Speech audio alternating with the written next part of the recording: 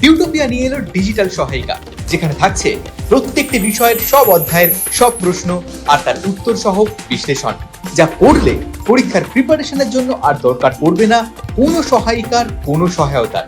তাই মানে বইয়ের আর কোনো মানে নেই। টিউটোপিয়ার ডিজিটাল সহায়িকা পেতে লক্ষ্য রাখো টিউটোপিয়া লার্নিং অ্যাপের ইউটিউব চ্যানেলে। হ্যালো বন্ধুরা, টিউটোপিয়া লার্নিং অ্যাপের ইউটিউব চ্যানেলে তোমাদের সবাইকে স্বাগত জানাই। আমি সর্বাণী ম্যাম থাকছি তোমাদের সাথে পরিবেশ ও বিজ্ঞানের এক গুরুত্বপূর্ণ অধ্যায়ের প্রশ্ন উত্তরের ভিডিও নিয়ে। কি সেই অধ্যায়টি হলো মানুষের খাদ্য। তার প্রথম টপিকটাকে নিয়ে আমি এই ভিডিওয়ে আলোচনা করছি। পরীক্ষায় সম্ভাব্য সমস্ত রকমের প্রশ্ন উত্তর নিয়ে এই ভিডিওয়ে আমি আলোচনা করব। এর বাইরে কোনো প্রশ্ন না তোমাদের পরীক্ষায় আসবে, না আলাদা করে কোনো কিছু পড়ার দরকার পড়বে। তাহলে কি আমরা বলতেই পারি মানে বইয়ের আর কোনো মানে নেই, দরকার নেই কোনো সহায়িকা বইয়ের সহায়তার। পরীক্ষার প্রস্তুতির জন্য টিউটোপিয়ার এই ভিডিওগুলোই তোমাদের জন্য কিন্তু যথেষ্ট হবে। আমি ধরে নিচ্ছি এই অধ্যায়টা তোমাদের বিদ্যালয়ে কিংবা গৃহশিক্ষকের কাছে কিংবা নিজেরা হয়তো বাড়িতে পড়ে ফেলেছো। আর যদি না পড়ে থাকো, চিন্তার কোনো কারণ নেই।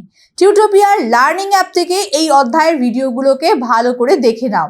সেখানে খুব সুন্দর সহজ সরল ভাষায় অ্যানিমেশন গ্রাফিক্সের মাধ্যমে কিন্তু পুরো অধ্যায়ের কনসেপ্টটাকে বোঝানো আছে, যেটা তোমরা একবার দেখে নিলেই পুরো অধ্যায়ের কনসেপ্ট কিন্তু ক্লিয়ার হয়ে যাবে। তবে আমি বলবো আগে এই অধ্যায়টা নিজেরা বাড়িতে পড়ো, তারপরে টিউটোপিয়ার লার্নিং অ্যাপ থেকে ভিডিওগুলোকে দেখো, তারপরে কনসেপ্ট ক্লিয়ার করে নিয়ে আমার এই প্রশ্ন উত্তরের ভিডিওটাকে দেখো। তাহলে কিন্তু তোমাদেরই বুঝতে সুবিধা হবে। তাহলে আমি ধরে নিচ্ছি তোমাদের এই অধ্যায়টা বাড়িতে পড়া। তাহলে চলো এবার দেখে নিই এই অধ্যায় থেকে পরীক্ষায় কেমন ধরনের প্রশ্ন আসতে পারে। প্রথম দেখো, বহু বিকল্প ভিত্তিক প্রশ্নাবলী, মানে মাল্টিপল চয়েস টাইপের কোশ্চেন। প্রত্যেকটা প্রশ্নের মান থাকবে 1 নাম্বার করে এবং প্রত্যেকটা প্রশ্নে 4টে করে অপশান থাকবে। তার মধ্যে থেকে যেটা সঠিক সেটাকে নির্বাচন করে লিখতে হবে। নেক্সট হলো অতি সংক্ষিপ্ত প্রশ্নাবলী, মানে very short answer type question. এটারও কিন্তু প্রত্যেকটার মার্কস 1 মার্কস করে থাকবে, যার মধ্যে দেখবে শূন্যস্থান পূরণ করো, সত্য অথবা মিথ্যা নির্বাচন করো, ছোট ছোট প্রশ্নগুলো কিন্তু এর মধ্যে পাবে।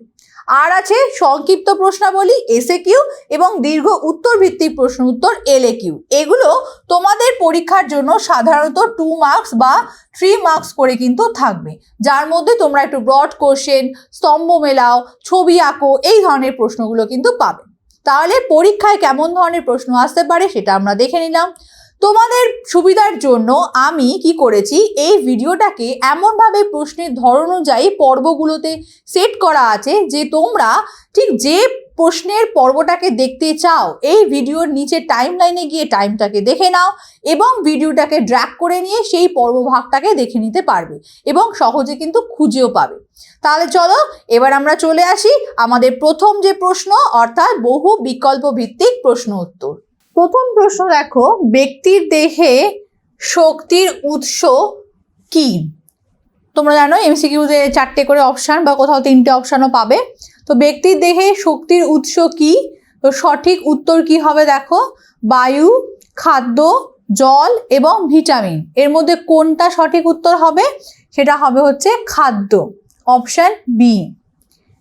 নেক্সট 2 নম্বর কোশ্চেন দেখো, কোনো ব্যক্তি রাতে কম দেখে যে খাদ্য উপাদানের অভাবে, সেটা কোনটা? যে খাদ্য উপাদানের অভাবে সে রাতে কম দেখে। তো সাধারণত আমরা দেখে থাকি ভিটামিন এ, তোমরা পড়েছো। তো ভিটামিন, যেহেতু এখানে কোনো ভিটামিনের অপশান নেই, ভিটামিন, শর্করা, খনিজ মৌল এবং প্রোটিন আছে, তো সেক্ষেত্রে সঠিক উত্তর হবে হচ্ছে ভিটামিন, অপশান এ। দ্বিতীয় দেখো, ব্যক্তির চোখের কোণ ফ্যাকাশে হয় যে উপাদানের অভাবে, অর্থাৎ চোখের কোণা ফ্যাকাশে আমরা দেখতে পাচ্ছি কোন উপাদানের অভাবে? তো দেখো এটা হবে হচ্ছে চোখের কোণ ফ্যাকাশে হয় খনিজ মৌলের অভাবে, খনিজ মৌলের অভাবে। নেক্সট দেখো, কোনো ব্যক্তির ঠোঁটের কোণে বা জিভে ঘা হয় কোন খাদ্যের উপাদানের অভাবে? সেটার মধ্যে আছে ভিটামিন, খনিজ মৌল, খাদ্যতন্তু এবং জল। তো সঠিক উত্তর হবে হচ্ছে ভিটামিন। নেক্সট দেখো পরের প্রশ্ন, বলছে খাদ্যের কোন উপাদানের অভাবে ব্যক্তির মাড়ি ফোলে এবং তা থেকে রক্ত পড়ে? তো আমরা ভিটামিনের অভাবে কিন্তু এই ধরনের রোগ হতে দেখি, অর্থাৎ মাড়ি ফুলে যায়, তারপরে দেখা যায় ঠোঁটের কোণে ঘাও, সেখান থেকে রক্ত পড়া, মাড়ি থেকে রক্ত পড়া, এই ধরনের ঘটনা। নেক্সট 6 নম্বর প্রশ্ন দেখো, কোনো ব্যক্তির প্রায়ই হাড় ভেঙে যায় যে খাদ্য উপাদানের অভাবে, অর্থাৎ হাড় ভেঙে যাওয়া রোগ, এটা কিসের অভাবে হবে? বলছে কোনো ব্যক্তির প্রায়ই হাড় ভেঙে যায় যে খাদ্য উপাদানের অভাবে, এটা হবে খনিজ মৌল, খনিজ মৌল। নেক্সট দেখো 7 নম্বর প্রশ্ন, চালে প্রধানত যে খাদ্য উপাদান থাকে, অর্থাৎ চালের মধ্যে কোন খাদ্য উপাদান থাকছে? প্রথম অপশান দিয়েছে শর্করা, দ্বিতীয় প্রোটিন, তৃতীয় ফ্যাট এবং 4 নম্বর বলেছে ভিটামিন। তো সঠিক উত্তর হবে শর্করা বা কার্বোহাইড্রেট, অপশান এ। নেক্সট দেখো 8 নম্বর প্রশ্ন, ডালে বেশি পরিমাণে থাকে, ডালে কি থাকে, কোন খাদ্য উপাদান বেশি থাকে? তো বলছে লিপিড না প্রোটিন নাকি ভিটামিন না খনিজ মৌল? সব থেকে বেশি থাকে ডালের মধ্যে প্রোটিন, যার জন্য বলা হয় প্রোটিনযুক্ত খাবার মানে ডাল বেশি পরিমাণে খাওয়ার কথা বলা হয়। নেক্সট দেখো 9 নম্বর যে প্রশ্নটা রয়েছে সেখানে বলছে 8 নম্বর প্রশ্ন, ডালে বেশি থাকে, তো ডালে বেশি থাকছে আমরা দেখতে পাচ্ছি প্রোটিন। নেক্সট দেখো 9 নম্বর প্রশ্ন, ভিটামিন ও খনিজ মৌল যথেষ্ট পরিমাণে থাকে, ভিটামিন এবং খনিজ মৌল আমরা সব থেকে বেশি পরিমাণে এই খাদ্যগুলোর মধ্যে কোনটাতে পাই? বলছে ফলে, মাশরুমে, তেলে এবং মুড়িতে। মুড়িতে তো না, তেলেও নয়, মাশরুমেও নয়, তাহলে ফলে হচ্ছে সঠিক অপশান, যেখানে আমরা ভিটামিন এবং খনিজ মৌল সব থেকে বেশি পরিমাণে দেখে থাকি। নেক্সট দেখো 10 নম্বর প্রশ্ন, শর্করা জাতীয় খাদ্যের প্রধান উৎস, শর্করা মানে কার্বোহাইড্রেট, তো কার্বোহাইড্রেট বা শর্করা আমরা সব থেকে বেশি কিসে পাই? মাছে তো পাই না, কারণ এখানে আমরা প্রচুর পরিমাণে প্রোটিন পাচ্ছি, মাংসে নয়, এটাও প্রোটিন জাতীয় খাবার, মাখনে নয়, এটাও কিন্তু ফ্যাট জাতীয় খাবার, তাহলে সঠিক উত্তর হবে ভাত, যেখানে আমরা প্রচুর পরিমাণে শর্করা বা কার্বোহাইড্রেট জাতীয় খাবার দেখে থাকি। আচ্ছা, নেক্সট হচ্ছে 11, পনির এবং রাজমাতে প্রধান খাদ্য উপাদান থাকে, পনির এবং রাজমাতে আমরা সব থেকে বেশি কি পাই? সব থেকে বেশি পাই কিন্তু প্রোটিন, কারণ পনির হচ্ছে তোমার দুধ থেকে তৈরি হয় এবং রাজমা হচ্ছে এক প্রকার ডাল জাতীয় খাবার, যার মধ্যে আমরা প্রচুর পরিমাণে প্রোটিন পাচ্ছি। নেক্সট দেখো 12 নম্বর প্রশ্ন, 12 নম্বর প্রশ্নতে কি বলছে? আমলকি, আমলকি খেতে কিরকম হয়? আমরা সাধারণত টক জাতীয় জানি যে আমলকি, তো বলছে আমলকি, আটা, গাজর, টমেটোতে উপস্থিত প্রধান খাদ্য উপাদান কি? তো তোমরা বাকিগুলো ছেড়ে দাও, না জানতে পারো, আমলকি মানেই কিন্তু হচ্ছে টক জাতীয়, যার মধ্যে প্রচুর পরিমাণে ভিটামিন থাকে, তাহলে সঠিক উত্তর কি হবে? ভিটামিন। খনিজ মৌল, লিপিড, প্রোটিনের চাইতে ভিটামিনটা হলো সঠিক উত্তর। নেক্সট দেখো 13 নম্বর প্রশ্ন, দুধ, নুন, চাল, গুড়, ডাঁটা শাকে প্রধান খাদ্য উপাদান হিসাবে উপস্থিত থাকে, কি হবে? ভিটামিন না লিপিড না জল না খনিজ মৌল? আমরা এখানে কিন্তু প্রচুর পরিমাণে দেখতে পাই কি? আমরা দেখতে পাচ্ছি এখানে কিন্তু থাকছে তোমার ভিটামিন, ভিটামিন যুক্ত হচ্ছে দুধ, নুন, চাল, গুড় ইত্যাদি খাবার। পরে দেখো 14 নম্বর প্রশ্ন, মিষ্টি জাতীয় খাদ্যবস্তু হলো, অর্থাৎ মিষ্টি খাবার কোনটা? তো প্রথম দেখো মটর এবং মুগ, মটর এবং মুগ তো একদমই হচ্ছে না, চাল গমও মিষ্টি জাতীয় খাবার নয়, তাহলে এই অপশানটাও ভুল, বিট ও গাজরও নয়, তাহলে সঠিক উত্তর কি হবে? অপশান ডি, আখ এবং মধু, দুটোই মিষ্টি জাতীয় খাবার। নেক্সট দেখো 15 নম্বর কোশ্চেন, দানা শস্য জাতীয় খাবার কোনটা? দানা শস্য জাতীয় খাবার কোনটা? চাল এবং গম, দেখো অপশান বি হবে সঠিক উত্তর, বাকিগুলো কিন্তু কোনোটাই দানা শস্য জাতীয় খাবার নয়। নেক্সট দেখো 16 নম্বর কোশ্চেন, 16 নম্বরে কি বলেছে? শর্করা জাতীয় খাদ্য, শর্করা জাতীয় খাদ্য কোনটা? আমরা সাধারণত জানি ভাত, রুটি, অর্থাৎ চাল, গম এগুলো হলো শর্করা বা কার্বোহাইড্রেট জাতীয় খাদ্য। তো এখানে বাকি অপশানগুলোর মধ্যে একমাত্র রুটি অপশান এ যেটা, সেটা হবে সঠিক উত্তর, কারণ এটাই হলো শর্করা জাতীয় খাদ্য। নেক্সট দেখো 17 নম্বর কোশ্চেন, ডায়াবেটিস রোগীদের খাদ্য তালিকায় যে খাদ্য উপাদান কম পরিমাণে থাকা উচিত, অর্থাৎ এই যে ডায়াবেটিস মেলিটাস বা মধুমেহ যে রোগটা, এটা কিন্তু সাধারণত অতিরিক্ত পরিমাণে শর্করা বা কার্বোহাইড্রেট জমে যাওয়ার কারণেই হয়ে থাকে। তাহলে সব থেকে কম পরিমাণ কোন খাদ্যটা থাকা উচিত, সেটা হলো কিন্তু শর্করা, অর্থাৎ অপশান ডি।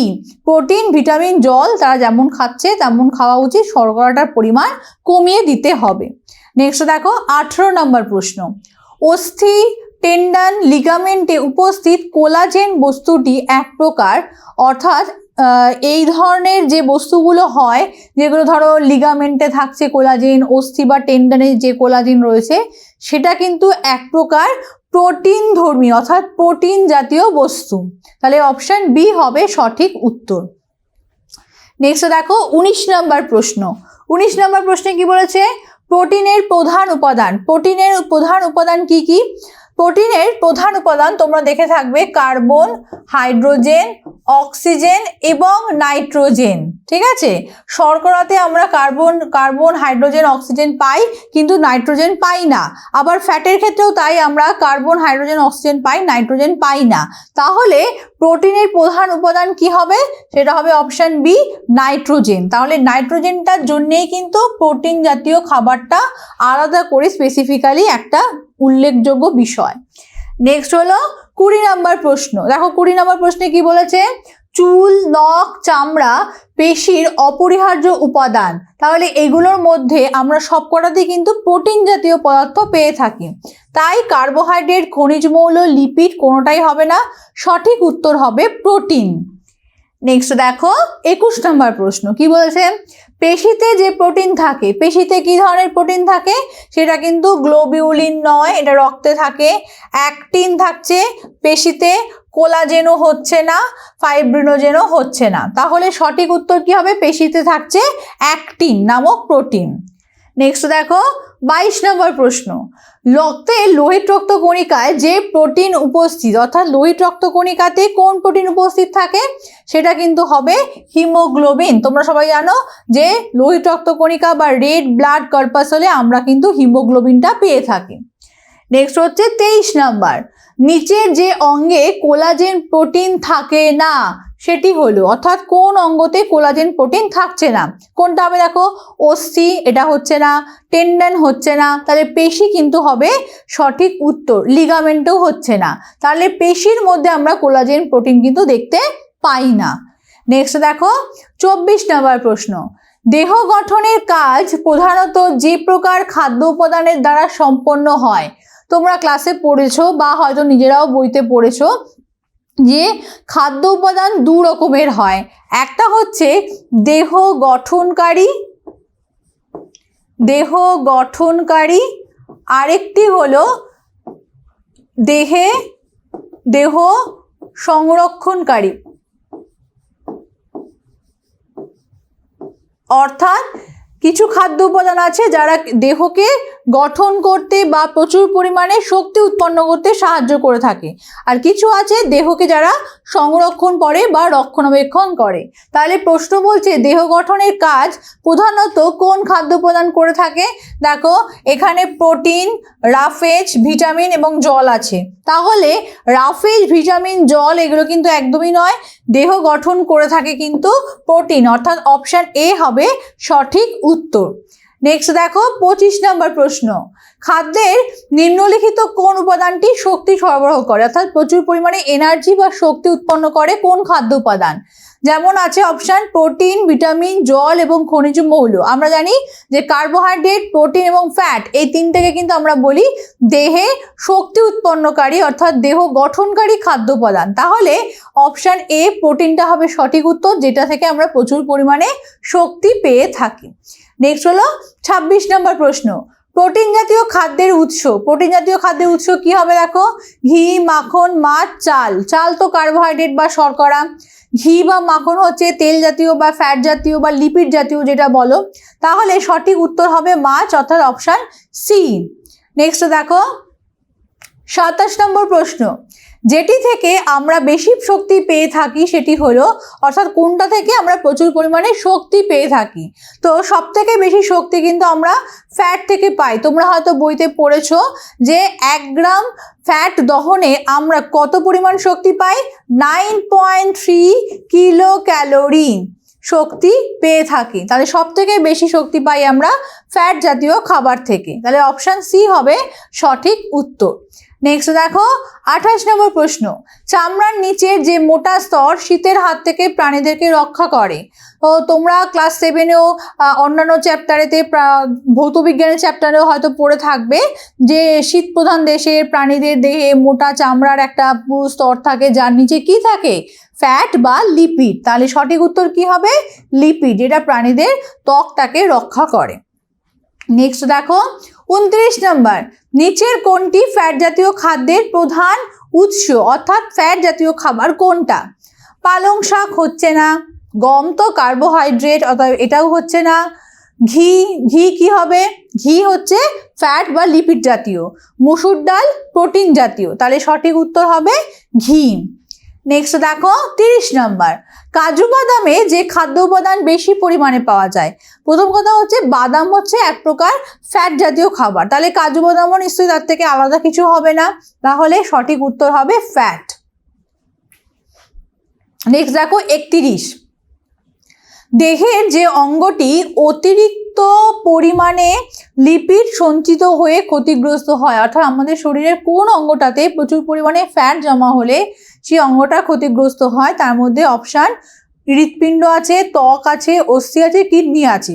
সব থেকে বেশি ক্ষতিগ্রস্ত বা ড্যামেজ হয় কিন্তু হৃৎপিণ্ড। 32 নম্বর কোশ্চেন, আজ থেকে 500 বছর আগে ইউরোপের বিভিন্ন দেশে যে রোগটি খুব প্রচলিত ছিল তার নাম কি? তার নাম হচ্ছে স্কারভি রোগ। স্কারভি রোগ, এটা তোমরা মুখস্থ করবে।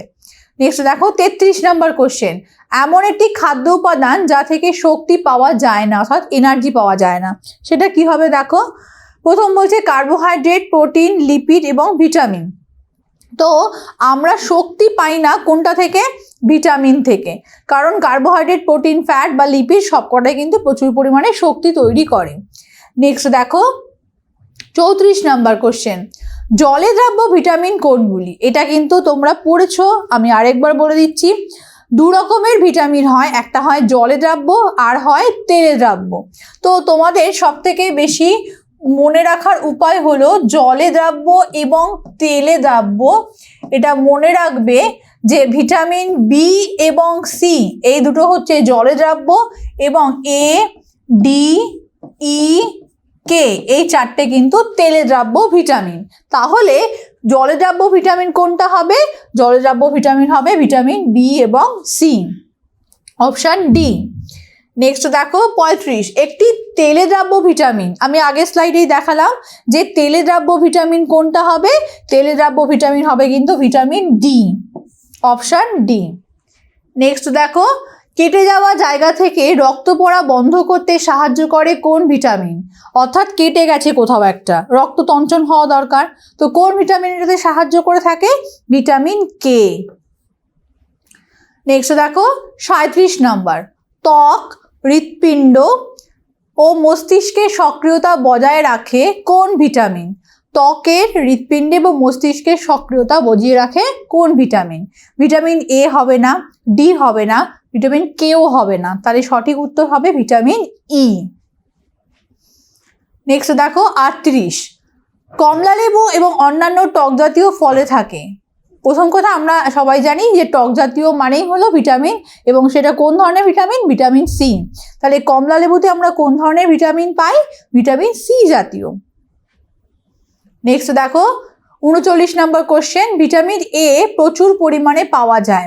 ভিটামিন এ প্রচুর পরিমাণে পাওয়া যায়, এখানে 4টে মাছের নাম আছে, কড, রুই, কাতলা এবং ট্যাংরা। তো প্রচুর পরিমাণে পাওয়া যায় কিন্তু কড মাছে। নেক্সট দেখো ভিটামিন এ এর উৎস, ভিটামিন এ সব থেকে বেশি কোথায় পাওয়া যায়? বাঁধাকপি, মাংস, গাজর এবং আখ সবগুলোতেই কিন্তু কম বেশি পাওয়া যায়, কিন্তু সব থেকে বেশি আমরা ভিটামিন এ পেয়ে থাকি হচ্ছে গাজরে। অর্থাৎ ভিটামিন এর উৎস বলতে আমরা প্রথমেই মনে করব ভিটামিন এ পাওয়া যায় সব থেকে বেশি গাজরে। নেক্সট দেখো 41 নাম্বার কোশ্চেন, ভিটামিন সি এর খাদ্য উৎস। ভিটামিন সি এর খাদ্য উৎস কি হবে? কাঁচা লঙ্কা, বাঁধাকপি, দানা শস্য, মূলো শাক। সব থেকে বেশি ভিটামিন সি পাওয়া যায় কাঁচা লঙ্কায়। 42, চামড়া কুঁচকে যায় যে ভিটামিনের অভাবে, সেটি হলো কোন ভিটামিনের অভাবে চামড়া কুঁচকে যাওয়া রোগটা আমরা দেখে থাকি? কোনটা হবে? Option A vitamin A. Vitamin D, E, K কোনোটার অভাবে কিন্তু এই ঘটনা ঘটে না। নেক্সট দেখো, এদের মধ্যে যে ভিটামিন কে এর একটি উত্তম উৎস, অর্থাৎ কোনটা ভিটামিন কে সব থেকে বেশি উত্তম উৎস, অর্থাৎ সব থেকে বেশি পাওয়া যায় কোনটাতে? প্রাণীর মেটে, সবুজ শাকসবজি, ডিম এবং মাছ। সব থেকে বেশি কিন্তু পাওয়া যায় অপশন বি সবুজ শাকসবজি থেকে। নেক্সট দেখো, যে ভিটামিনটির অভাবে বেরি রোগ হয়, অর্থাৎ কোন ভিটামিনের অভাবে আমরা বেরি রোগ হতে দেখি, সেটা কোনটা হবে? ভিটামিন বি কমপ্লেক্স এর অভাবে কিন্তু আমরা বেরি রোগ বা ম্যারাসমাস, কোয়াশিওকর এই ধরনের রোগগুলো দেখে থাকি। নেক্সট বলছে, দাঁতের মধ্যে যে মৌলটি থাকে সেটি কোনটি? দাঁতের মধ্যে মৌল থাকে হচ্ছে ক্যালসিয়াম, Ca। মানবদেহে মানসিক বৃদ্ধি ও বুদ্ধি নিয়ন্ত্রণ করে কোন খনিজ মৌল? অর্থাৎ মানুষের ইন্টেলিজেন্স পাওয়ার বাড়াতে সাহায্য করে বা মানসিক বৃদ্ধি করতে সাহায্য করে থাকে আয়োডিন। যার জন্য তোমরা হয়তো অনেক সময় দেখবে টিভিতেও অ্যাড দেয় যে আয়োডিনযুক্ত লবণ খেলে কিন্তু দেখা যায় যে মানসিক বৃদ্ধি এবং মস্তিষ্কের যে গঠন সেটা কিন্তু ঠিকঠাক হয়ে থাকে। তাই আয়োডিনযুক্ত লবণ কিন্তু বা আয়োডিনযুক্ত খাবার খাওয়া উচিত। নেক্সট দেখো, লোহিত রক্তকণিকার হিমোগ্লোবিনের কাজে কোন ধাতুর আয়ন অপরিহার্য? অর্থাৎ লোহিত রক্তকণিকার যে হিমোগ্লোবিন আয়নটা তৈরি হয় সেটা কোন ধাতু দিয়ে তৈরি হয়? সেটা কিন্তু তৈরি হয় তোমার আয়রন, অর্থাৎ Fe, আয়রন বা ফেরাস, এটা দিয়ে কিন্তু তৈরি হয়। তাই সঠিক উত্তর হবে অপশন ডি। নেক্সট দেখো, রক্তাল্পতা রোগ হয় যার অভাবে। কিসের অভাবে রক্তাল্পতা? রক্তাল্পতা মানেই হলো তোমার শরীর থেকে রক্ত কমে যাওয়া, যেটাকে আমরা বলে থাকি রক্তাল্পতা বা অ্যানিমিয়া। তো এটা কিসের অভাবে হয়ে থাকে? যখন শরীরেতে আমরা লোহিত রক্তকণিকা বা হিমোগ্লোবিনের পরিমাণ কম দেখি, তখন কিন্তু দেখা যায় এই রক্তাল্পতা বা অ্যানিমিয়া হয়ে থাকে। তাহলে আমরা একটু আগেই জানলাম যে হিমোগ্লোবিনেতে কোন আয়ন থাকে? আয়রন বা লোহা বা ফেরাস। তাহলে এখানে রক্তাল্পতা রোগটা কিসের অভাবে হবে? লোহার অভাবে, অপশন ডি। নেক্সট দেখো, কোন বিবৃতিটি ঠিক নয়, অর্থাৎ কোনটি সঠিক নয়? তো প্রথম বলছে মানুষের রক্ত তৈরিতে আয়রন অপরিহার্য, এটা তো একদমই ঠিক, তাহলে এটা রাইট। হাড়ের প্রধান উপাদান ক্যালসিয়াম ফসফেট যৌগ, এটাও ঠিক। জীবদেহ গঠনের একটা প্রধান উপাদান জল, অর্থাৎ জল দিয়ে তো জীবদেহ তৈরি হয়, এটাও ঠিক। তাহলে 4 নম্বর অপশন বলছে মানবদেহের অতি প্রয়োজনীয় 4টে ধাতু থোরিয়াম, নিকেল, ক্যাডমিয়াম এবং ইউরেনিয়াম, এগুলো কিন্তু একটা তেজস্ক্রিয় মৌল। তো সাধারণত এই অপশনটা কিন্তু একদম ঠিক হবে, অর্থাৎ আমরা এইটা কিন্তু ভুল হিসাবে বা বিবৃতিটি ঠিক নয় এটা ধরে নিতে পারি। নেক্সট দেখো 50, কোষ্ঠ পরিষ্কারে সাহায্য করে যে খাদ্য উপাদান, অর্থাৎ কোষ্ঠকাঠিন্য, এটা পরিষ্কার করতে সাহায্য করে থাকে। কার্বোহাইড্রেট হচ্ছে না, প্রোটিন নয়, লিপিড নয়, তাহলে সঠিক উত্তর হবে অপশন ডি রাফেজ। নেক্সট দেখো, এদের মধ্যে যে শর্করাটি মানবদেহে শক্তি যোগায় না কিন্তু কোষ্ঠকাঠিন্য দূর করে থাকে, সেটি কোনটি? অর্থাৎ শক্তি তৈরি করতে পারে না কিন্তু কোষ্ঠকাঠিন্য হাত থেকে আমাদেরকে নিষ্পত্তি দেয় বা রক্ষা করে, সেটা কোনটা হবে? ফ্রুক্টোজ, স্টার্চ, সুক্রোজ এবং সেলুলোজ। সঠিক উত্তর হবে সেলুলোজ। নেক্সট দেখো, একটি খাদ্যতন্তু সমৃদ্ধ খাদ্য, অর্থাৎ খাদ্যতন্তু মানে যার মধ্যে ফাইবার পাবো, ঠিক আছে? তাহলে কোনটায় পাচ্ছি? মধু তো লিকুইড, তাহলে এটা হচ্ছে না। দুধও লিকুইড, হচ্ছে না। জল তো একেবারেই তরল পদার্থ, তাহলে সঠিক উত্তর হবে ডাঁটা শাক। নেক্সট দেখো, একটি উদ্ভিজ্জ রাসায়নিক কোনটি? Carotenoid, rhizoid, keratin, cellulose. Cellulose তো নয়, কেরাটিন তো চুলে থাকে এক প্রকার প্রোটিন, তাহলে এটা উদ্ভিজ্জ রাসায়নিক নয়। রাইজয়েড আমরা সাধারণত মূলে দেখতে পাই, তাহলে এটাও নয়, তাহলে সঠিক উত্তর হচ্ছে ক্যারোটিনয়েড। নেক্সট দেখো, আপেলের বদলে খাওয়া যেতে পারে, অর্থাৎ আপেলের বদলে আমরা কোন খাদ্যটা সাবস্টিটিউট হিসাবে খেতে পারি? তাহলে সঠিক উত্তর কি হবে? পাকা পেঁপে, পাকা পেয়ারা, পাকা আমড়া, পাকা কুল। তাহলে সঠিক উত্তর হবে কিন্তু আমরা আপেলের বদলে পাকা পেয়ারা খেতে পারি। তাহলে সঠিক উত্তর পাকা পেয়ারা।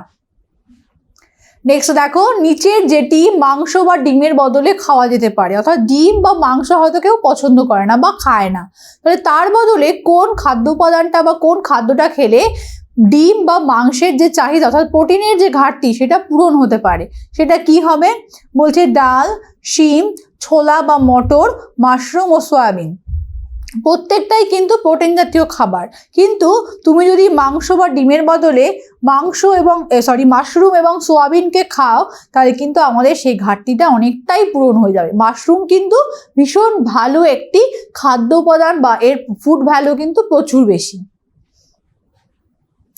নেক্সট দেখো, দুধ, ছানা আর হেলথ ড্রিঙ্কসের বদলে খাওয়া যেতে পারে, অর্থাৎ দুধ, ছানা বা হেলথ ড্রিঙ্কস এগুলো না খেয়ে আমরা কোনটা খেতে পারি? ছাতুর শরবত, লেবুর জল, বেলের শরবত, চিনির জল। সবকটাই ভালো, কিন্তু ছাতুর শরবতটা কিন্তু সব থেকে বেশি ভালো, যেটা আমরা হেলথ ড্রিঙ্কস বা দুধ, ছানা এগুলো সাবস্টিটিউট হিসাবে খেতে পারি। নেক্সট দেখো, আয়রন টনিকের বদলে খাওয়া যেতে পারে, অর্থাৎ আয়রন আমাদের শরীরে প্রচুর পরিমাণে রক্তকে বাড়াতে সাহায্য করে, অর্থাৎ হিমোগ্লোবিন তৈরিতে সাহায্য করে থাকে। তো আয়রন টনিক না খেয়ে আমরা কি খেলে সেই জিনিসটা পেয়ে যাব? নোটে শাক, কাঁচা পেয়ারা, সজনে পাতা, কচু শাক। সঠিক উত্তর হবে নোটে শাক, এর মধ্যে কিন্তু প্রচুর পরিমাণে আয়রন থাকে। তাহলে এই যে আমরা এমসিকিউ এর এতগুলো প্রশ্ন দেখলাম, এবার তোমরা বলো এতগুলো প্রশ্নের মধ্যে থেকে কে কতগুলো প্রশ্নের সঠিক উত্তর করতে পারছো। যদি তোমরা বেশি প্রশ্নের সঠিক উত্তর না করতে পারো, তাহলে কিন্তু ধরে নিতে হবে তোমাদের পরীক্ষার প্রস্তুতি কিন্তু খামতি আছে। কিন্তু আমাদের পরীক্ষার প্রিপারেশনে কিন্তু খামতি থাকলে চলবে না, আমাদের তো ভালো রেজাল্ট করতেই হবে। তার জন্য কি করতে হবে? মেনটেন করতে হবে একটা স্টাডি ফ্লো। কি এই স্টাডি ফ্লো? চলো একবার দেখে নিই। ক্লাস 7-এর ছাত্রছাত্রীদের জন্য টিউটোপিয়া নিয়ে এলো মেগা স্টাডি প্যাক। পরীক্ষায় দুর্দান্ত রেজাল্ট করতে গেলে যা হতে পারে তোমার নিশ্চিত সাফল্যের সহায়ক। পরীক্ষায় ভালো রেজাল্ট করতে গেলে প্রিপারেশন হতে হবে একেবারে সলিড, আর তার জন্য অনুসরণ করতে হবে যথাযথ স্টাডি ফ্লো। চলো এক ঝলকে দেখে নেওয়া যাক কি হওয়া উচিত তোমার স্টাডি ফ্লো, অর্থাৎ তুমি কিভাবে পড়লে সেই পড়াটা আর কখনো ভুলবে না, আর পরীক্ষায় ভালো নম্বরও পাবে। পড়ার ক্ষেত্রে প্রথমে দরকার কনসেপ্ট, অর্থাৎ বিষয় সম্পর্কে স্বচ্ছ ধারণা। প্রত্যেকটা সাবজেক্টের প্রত্যেকটা চ্যাপ্টার কারোর থেকে বুঝে নেওয়া, তারপর সেই বিষয় রিলেটেড প্রত্যেকটা ডাউটকে ক্লিয়ার করা। এরপরে তৃতীয় ধাপ, সেই চ্যাপ্টারটার উপর সংক্ষেপে একটা ব্রিফ নোট পড়া, এবং চতুর্থ ধাপ হলো সেই চ্যাপ্টারের সম্ভাব্য প্রশ্নোত্তরগুলোকে পড়ে ফেলা, যার উপর নির্ভর করবে তোমার পরীক্ষার সাফল্য। এরপর তোমার প্রস্তুতি কত দূর তার জন্য তোমাকে দিতে হবে চ্যাপ্টার ওয়াইজ মক টেস্ট। তবে শুধুমাত্র টেস্ট দিলেই কিন্তু হবে না, বিশেষজ্ঞ কোনো শিক্ষককে দিয়ে সেই উত্তরপত্র চেক করিয়ে বুঝে নিতে হবে কোথায় কোথায় খামতি রয়েছে। যদি টেস্টের ফল ভালো হয় তবে বুঝতে হবে তোমার প্রস্তুতি কমপ্লিট। এবার তুমি পরের অধ্যায়ে যেতে পারো, আর ফল খারাপ হলে এই পুরো প্রক্রিয়াটা আরও একবার রিভাইজ করতে হবে। তবে বলে রাখি, তোমার এই প্রস্তুতির ক্ষেত্রে তোমার সাহায্য করতে পারে পশ্চিমবঙ্গ বোর্ডের বাংলা মাধ্যমে ছাত্রছাত্রীদের পড়াশোনার জন্য একমাত্র অ্যাপ টিউটোপিয়া। এই পুরো স্টাডি ফ্লোর জন্য টিউটোপিয়াই হলো অল ইন ওয়ান সলিউশন। কিভাবে? Step 1, concept video. টিউটোপিয়া অ্যাপে প্রত্যেক অধ্যায়ের বিষয়গুলো ছোট ছোট টপিকে ভেঙে নিয়ে গ্রাফিক্স অ্যানিমেশনের সাহায্যে এমনভাবে বোঝানো হয়েছে যা তোমাদের পড়তেও ভালো লাগবে আর মনেও থাকবে। Step 2, live class and doubt clearing. Tutopia live ক্লাসে সেই বিষয়গুলোই বোঝানো হয় বিশদে। পাশাপাশি প্রত্যেকটা ক্লাসে থাকে ডাউট ক্লিয়ারিং সেশন, যেখানে সরাসরি তোমাদের সমস্ত ডাউট বা সংশয়ের নিরসন হতে পারে। Step 3, brief notes. নোটসের জন্য টিউটোপিয়ায় তোমরা পাবে স্মার্ট নোটস, যেখানে সংক্ষেপে টু দি পয়েন্টে অধ্যায়ের ব্রিফ নোট তো করাই রয়েছে। Step 4 Question and Answer. আমাদের অ্যাপের নোটসে প্রশ্নোত্তরের আলোচনা তো থাকছেই, সেই সঙ্গে একটা অধ্যায়ের সব রকমের প্রশ্নোত্তরের জন্য এখন তোমাদের কাছে থাকছে ইউটিউবের এই ক্লাসগুলো, অর্থাৎ টিউটোপিয়া ডিজিটাল সহায়িকা। Step 5 Mock Test. টেস্ট দেওয়ার জন্য টিউটোপিয়া থাকছে প্রত্যেকটা বিষয়ের অধ্যায় ভিত্তিক mock test. Step 6 Answer sheet checking and model answer. উত্তরপত্রের ছবি তুলে আমাদের কাছে পাঠিয়ে দিলে বিশেষজ্ঞ শিক্ষক খাতা দেখে তোমায় জানিয়ে দেবেন তোমার পরীক্ষার মার্কস এবং তাদের পরামর্শ। সেই সঙ্গে তোমরা পেয়ে যাবে মডেল উত্তরপত্র, যা দেখে তোমরা বুঝতে পারবে কিভাবে লিখতে হয় কোনো একটা প্রশ্নের আদর্শ উত্তর। তাহলে হলো কিনা তোমার পারফেক্ট স্টাডি ফ্লো এর অল ইন ওয়ান সলিউশন? আর এই সব কিছু নিয়েই সপ্তম শ্রেণীর ছাত্রছাত্রীদের জন্য টিউটোপিয়ার এই মেগা স্টাডি প্যাক। বিশদে জানতে ফোন করো এই নাম্বারে। নেক্সট দেখো, অতি সংক্ষিপ্ত প্রশ্ন এবং উত্তর। তো অতি সংক্ষিপ্ত প্রশ্ন উত্তর, যেটা আমরা একটি বাক্যে উত্তর দেব। প্রথম প্রশ্ন কি আছে দেখো, তোমাদের দেহে শক্তির উৎস কি? তো আমাদের দেহে শক্তির প্রধান উৎসই কিন্তু হলো খাদ্য, অর্থাৎ খাবার থেকে আমরা আমাদের যত শক্তি সেটা কিন্তু সঞ্চয় করি। নেক্সট দেখো, রোগ জীবাণুর আক্রমণ ঠেকানো বা তাদের মারার শক্তি আমরা কোথা থেকে পাই? রোগ জীবাণু মারার জন্য যে শক্তি বা এনার্জি, বা আমাদের নিজেদেরকে রক্ষা করার জন্য যে শক্তি বা এনার্জি, সেটা কিন্তু আমরা পেয়ে থাকি খাবার থেকে বা খাদ্য থেকে। খাবার বা খাদ্য থেকে পেয়ে থাকি। নেক্সট দেখো, পরের প্রশ্ন কি বলছে, রোগ প্রতিরোধ ক্ষমতা বা অনাক্রম্যতা বাড়াতে গেলে কি করা উচিত? রোগ প্রতিরোধ ক্ষমতা বাড়াতে গেলে আমাদের কি করা উচিত? আমাদের পুষ্টিকর খাবার খাওয়া উচিত। তাহলে কি ধরনের খাবার? পুষ্টিকর খাবার খাওয়া উচিত। পুষ্টিকর খাদ্য গ্রহণ। আর কি করা উচিত?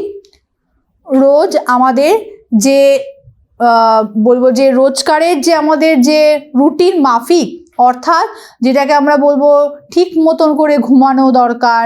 আমাদের শরীরের ক্লান্তি দূর করার জন্য, আমাদের নিজেদের শরীরটাকে ঠিক রাখার জন্য কিন্তু আমাদের ঘুম দরকার। আমাদের প্রতিদিনের যে নিত্য নৈমিত্তিক কাজকর্ম সেগুলোও কিন্তু যথাসময়ে করা দরকার। তাহলেই কিন্তু আমাদের রোগ প্রতিরোধ ক্ষমতা আরও বেড়ে যাবে। নেক্সট দেখো, সারাদিনে নানা কাজ করার জন্য কিসের প্রয়োজন? আমরা সারাদিনে যত রকমের কাজ করি সবটাকে আমরা করতে গেলে আমাদের প্রয়োজন কিন্তু শক্তি। আর এই শক্তিটা আমরা কোথা থেকে পাই? খাবার বা খাদ্য থেকে। তাহলে কাজ করার জন্য আমাদের কিসের প্রয়োজন? শক্তি বা এনার্জির প্রয়োজন। নেক্সট দেখো, নানা রোগ সমস্যার হাত থেকে বাঁচতে গেলে কিসের প্রয়োজন? বিভিন্ন রকমের রোগ থেকে বাঁচতে গেলে আমাদের কি দরকার? না, আমাদের দরকার হচ্ছে গিয়ে অর্থাৎ ক্লান্তি দূর করা দরকার।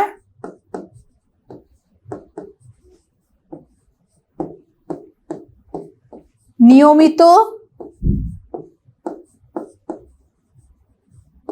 যোগাভ্যাস দরকার।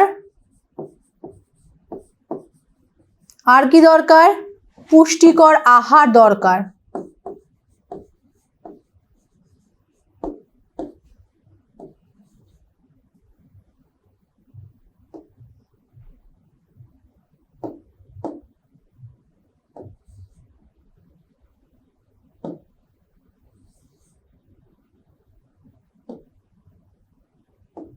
পুষ্টিকর আহার দরকার।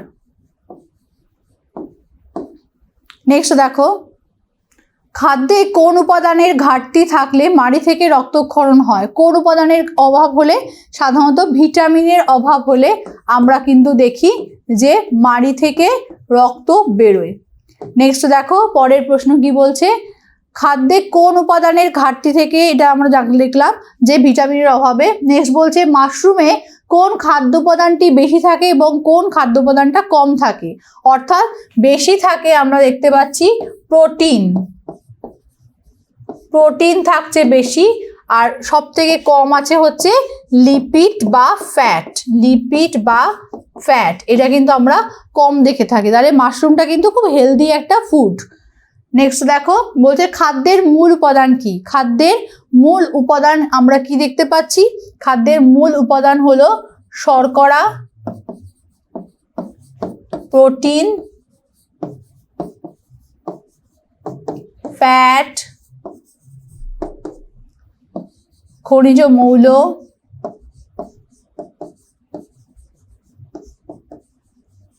জল, ভিটামিন, খাদ্যতন্তু। এই সব কটাই কিন্তু খাদ্যের মূল উপাদান। নেক্সট দেখো কোন কোন খাদ্য সামগ্রী থেকে শর্করা পাওয়া যায়? এটা তোমরা তোমাদের ইচ্ছা মতো লিখতে পারো। কোন কোন খাদ্য সামগ্রী, যেমন ধরো বলতে পারি আমরা চাল, গম, তারপরে ধরো বলতে পারি আমরা বিভিন্ন রকমের শাকসবজির নাম করতে পারো। তারপরে আমরা দেখতে পারি গাজর, মূলো, টমেটো, আখ, মধু, সবেতেই কিন্তু আমরা শর্করা বা কার্বোহাইড্রেট পেয়ে থাকি। নেক্সট দেখো বলছে মাছ কোন কোন খাদ্য উপাদান থাকতে পারে? মাছেতে কোন কোন খাদ্য উপাদান থাকতে পারে? মাছেতে আমরা সাধারণত যেটা পেয়ে থাকি সেটা হলো প্রোটিন। এর পাশাপাশি কিন্তু আমরা এর মধ্যে ফ্যাট পেয়ে থাকি, ভিটামিন পেয়ে থাকি। ঠিক আছে, নেক্সট দেখো 11 নম্বর প্রশ্ন, শ্বেতসারের গঠনে উপস্থিত শর্করার নাম কি? শ্বেতসারের গঠনে উপস্থিত প্রধান যে শর্করা তার নাম কিন্তু হলো গ্লুকোজ।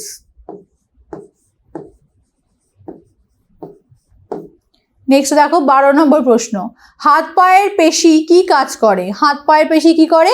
আমাদের হাত পা অঙ্গ সঞ্চালনে সাহায্য করে থাকে এবং আমরা হাত পা নাড়িয়ে কি করতে পারি? চলন এবং গমন অর্থাৎ মুভমেন্টে আমাদেরকে কিন্তু সাহায্য করে থাকে। নেক্সট দেখো 13 নম্বর প্রশ্ন, হৃৎপিণ্ড কি কাজ করে? হৃৎপিণ্ডের মধ্যে দিয়ে কি হয়? সাধারণত রক্ত সঞ্চালন হয়। তাহলে আমাদের সারা দেহের যে ব্লাড সার্কুলেশন বা রক্ত সঞ্চালন সেটা করে থাকে কিন্তু হৃৎপিণ্ড। নেক্সট দেখো 14 নম্বর প্রশ্ন, শ্বেতসার জাতীয় খাদ্য হজম হওয়ার পর কোন সরল রূপে পরিণত হয়? শ্বেতসার সেটা কিন্তু দেখা যায় যে হজম হওয়ার পর কিসে পরিণত হয়? গ্লুকোজে।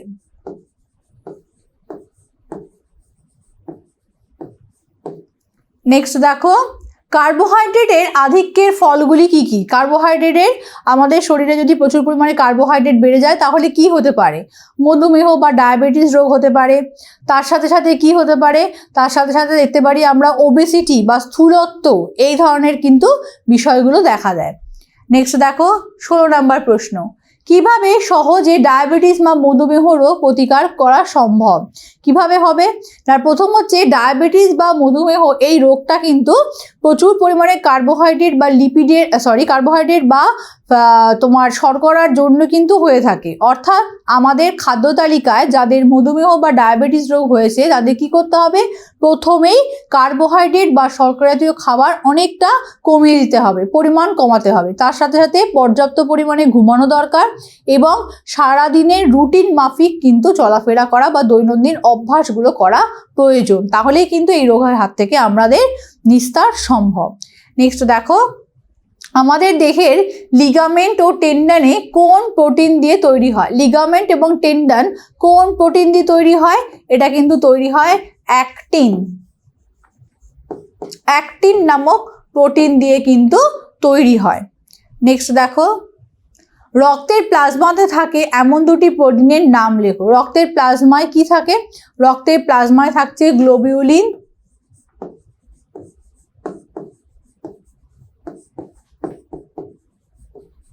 আর কি থাকছে? ফাইব্রিনোজেন।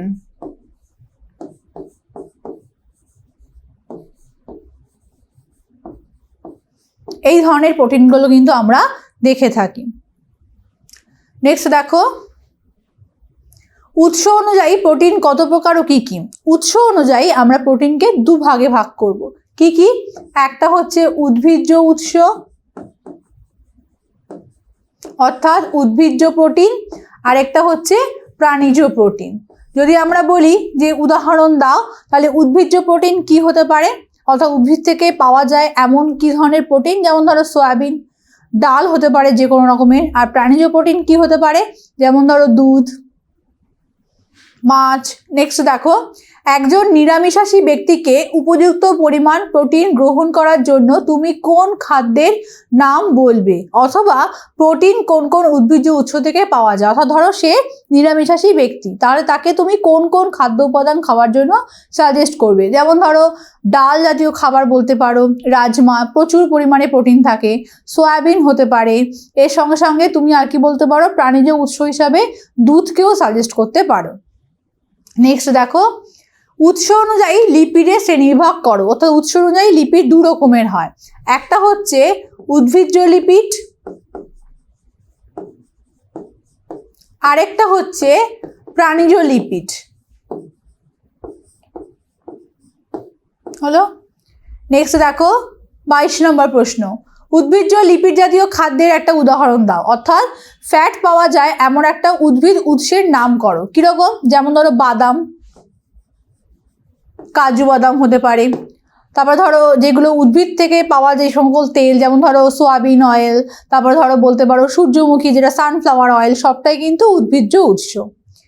নেক্সট দেখো, জাহাজের নাবিকদের স্কারভি রোগ হলে কোন ফল খেতে দেওয়া হতো। এটা কিন্তু টক জাতীয় ফল দেওয়া হতো, সেটা কমলা লেবু বা কোনো টক জাতীয় ফল, কমলা লেবু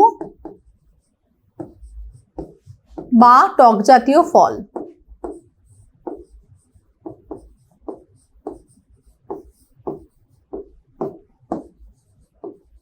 কমলা লেবু বা টক জাতীয় ফল। নেক্সট দেখো, কে কবে ভিটামিন আবিষ্কার করেন। কে কবে ভিটামিন আবিষ্কার করেন, এটা কিন্তু একদমই ইতিহাসের বিষয়, তোমরা পুরো জিনিসটাকে মুখস্থ করবে। 1911 খ্রিস্টাব্দে বিজ্ঞানী কাশ্মীর ফ্রাঙ্ক এবং হপকিন্স প্রথম ভিটামিন আবিষ্কার করেছিলেন, এবং সেই ভিটামিনটাকে প্রথম উনি নাম দিয়েছিলেন ভাইটামাইন। সেখান থেকে চেঞ্জ হয়ে এখন ভিটামিন নাম হয়েছে। নেক্সট দেখো, ভিটামিন এ এর কাজ লেখো। ভিটামিন এ কি কাজ করে।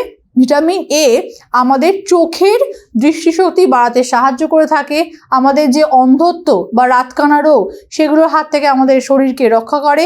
এর পাশাপাশি কি করে না, আমাদের শরীরটাকে ব্যালেন্স রাখতে সাহায্য করে, আমাদের শরীরের যে নির্দিষ্ট গঠন সেটা কিন্তু সঠিক রাখতে সাহায্য করে থাকে। হাড়গুলি বাঁকা ও মেরুদণ্ড বেঁকে গেছে, এই অবস্থায় তুমি কোন ভিটামিনকে সাজেস্ট করবে বা কোন ভিটামিনের সাহায্য নেবে। অর্থাৎ হাড় বেঁকে গেছে বা মেরুদণ্ড বেঁকে গেছে, এখানে আমরা কোন ভিটামিনের সাহায্য নেব, সেটা হলো vitamin D. Vitamin D. Next দেখো পরের প্রশ্ন, কোন ভিটামিনের অভাবে ক্ষতস্থানে রক্ত সহজে জমাট বাঁধে না।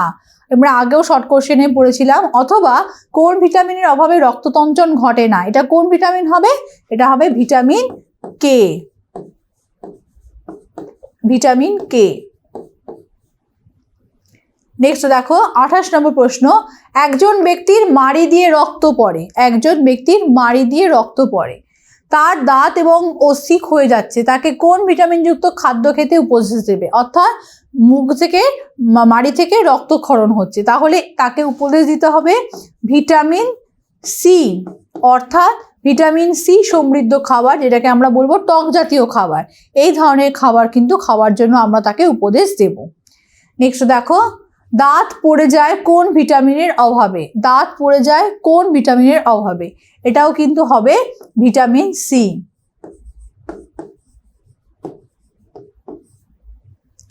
নেক্সট দেখো, ভিটামিনের সি এর অভাবে আমাদের কি রোগ হয়। ভিটামিন সি এর অভাবে যেটা হয় সেটা হলো দন্তক্ষয়, অর্থাৎ দাঁত পড়ে যাওয়া বা দাঁত ক্ষয়ে যাওয়া,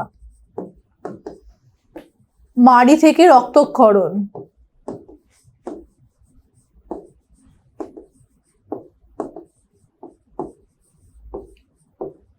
সাধারণত আর কি রোগ হয়ে থাকে, সেটাকে আমরা বলবো হচ্ছে স্কারভি। ভিটামিন সি এর অভাবে যেটা হয়ে থাকে সেটা হলো স্কারভি, অর্থাৎ দাঁত ক্ষয়ে যাওয়া, মাড়ি থেকে রক্ত পড়া, এই ধরনের রোগগুলো আমরা দেখে থাকি। নেক্সট দেখো, একজন ব্যক্তি ঠোঁট ফেটে গেছে, তুমি তাকে কোন ভিটামিন খাওয়ার পরামর্শ দেবে। অর্থাৎ ঠোঁট ফেটে গেছে, তাকে কোন ভিটামিন খাওয়ার জন্য তুমি বলবে, সেটা হলো ভিটামিন বি কমপ্লেক্স। নেক্সট দেখো, চোখের নিচ ও নখ ফ্যাকাশে হয়ে যাওয়ার জন্য কোন ভিটামিন দায়ী? চোখের নিচ এবং নখ ফ্যাকাশে হয়ে গেছে, তাহলে কি হবে? ভিটামিন বি সমৃদ্ধ খাবার কিন্তু তাকে প্রচুর পরিমাণে খেতে হবে। নেক্সট হলো কোন ভিটামিনের অভাবে রক্তাল্পতা হয় অর্থাৎ অ্যানিমিয়া? কোন ভিটামিনের অভাবে হয়ে থাকে? এটা কিন্তু হবে ভিটামিন বি।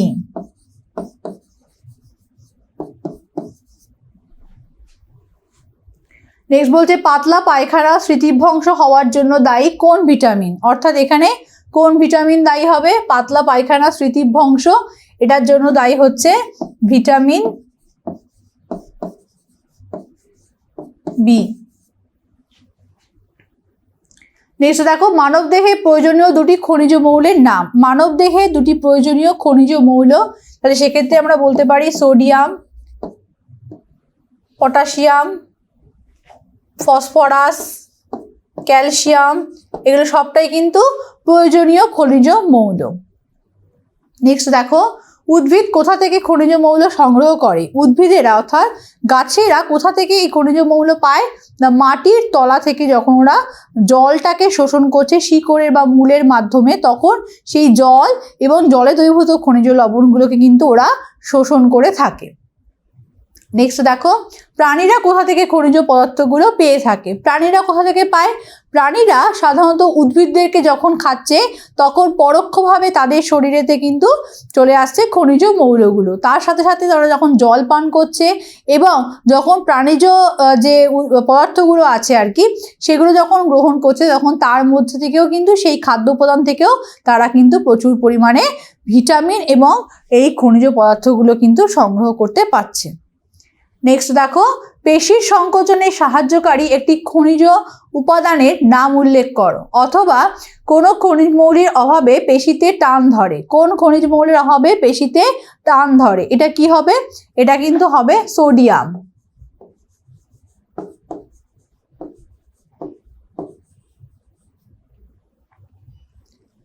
নেক্সট রক্ততঞ্চনে অংশগ্রহণকারী খনিজ মৌলটির নাম কি? রক্ততঞ্চনে সাহায্যকারী খনিজ মৌল কিন্তু হলো আয়রন।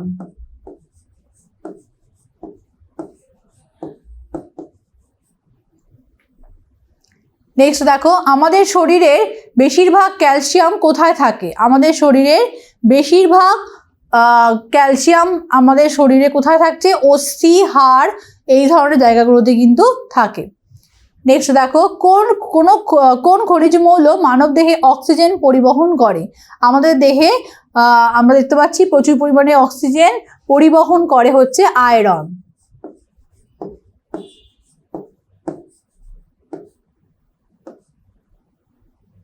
নেক্সট দেখো দাঁত ও হাড়ের গঠন মজবুত করে কোন খনিজ মৌল?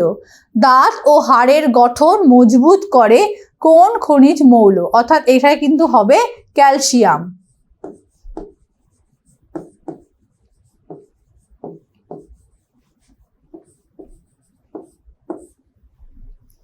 নেক্সট দেখো কোন খনিজ মৌলের কারণে উচ্চ রক্তচাপের সৃষ্টি হতে পারে?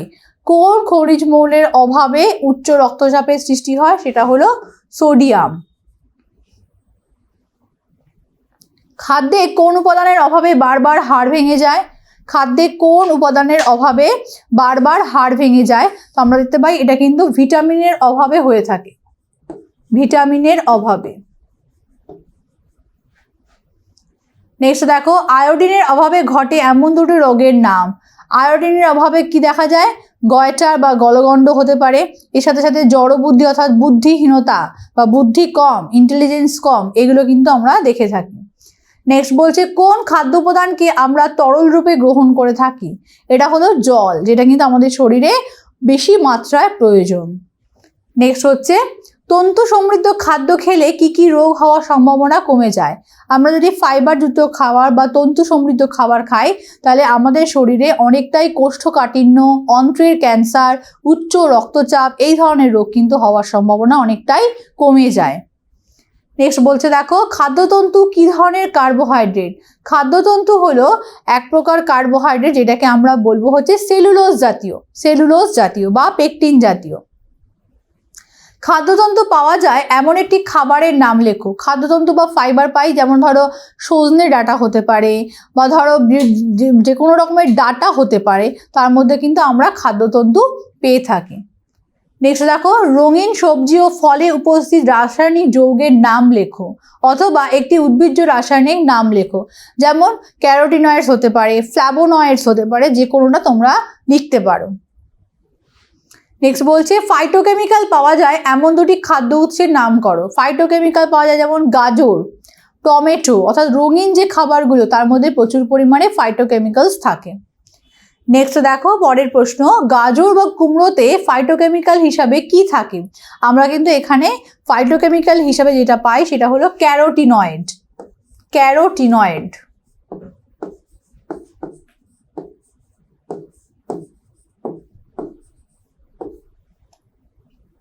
নেক্সট দেখো, শর্করা এবং ভিটামিনের প্রধান পার্থক্য কি? শর্করা এবং ভিটামিনের প্রধান পার্থক্য হলো, শর্করা হচ্ছে দেহ গঠনকারী এক প্রকার খাদ্য উপাদান, যেটা আমরা দেখতে পাচ্ছি যে শর্করা জাতীয় খাবার খেলে তার থেকে প্রচুর পরিমাণে শক্তি উৎপন্ন হয়। কিন্তু ভিটামিন থেকে কিন্তু আমরা শক্তি পাই না। কিন্তু ভিটামিন আমাদের কিসে সাহায্য করে? দেহের রোগ সংক্রমণের হাত থেকে আমাদের কিন্তু রক্ষা করতে সাহায্য করে থাকে। তাহলে আমরা শর্করা এবং ভিটামিনের পার্থক্য দেখে নিলাম।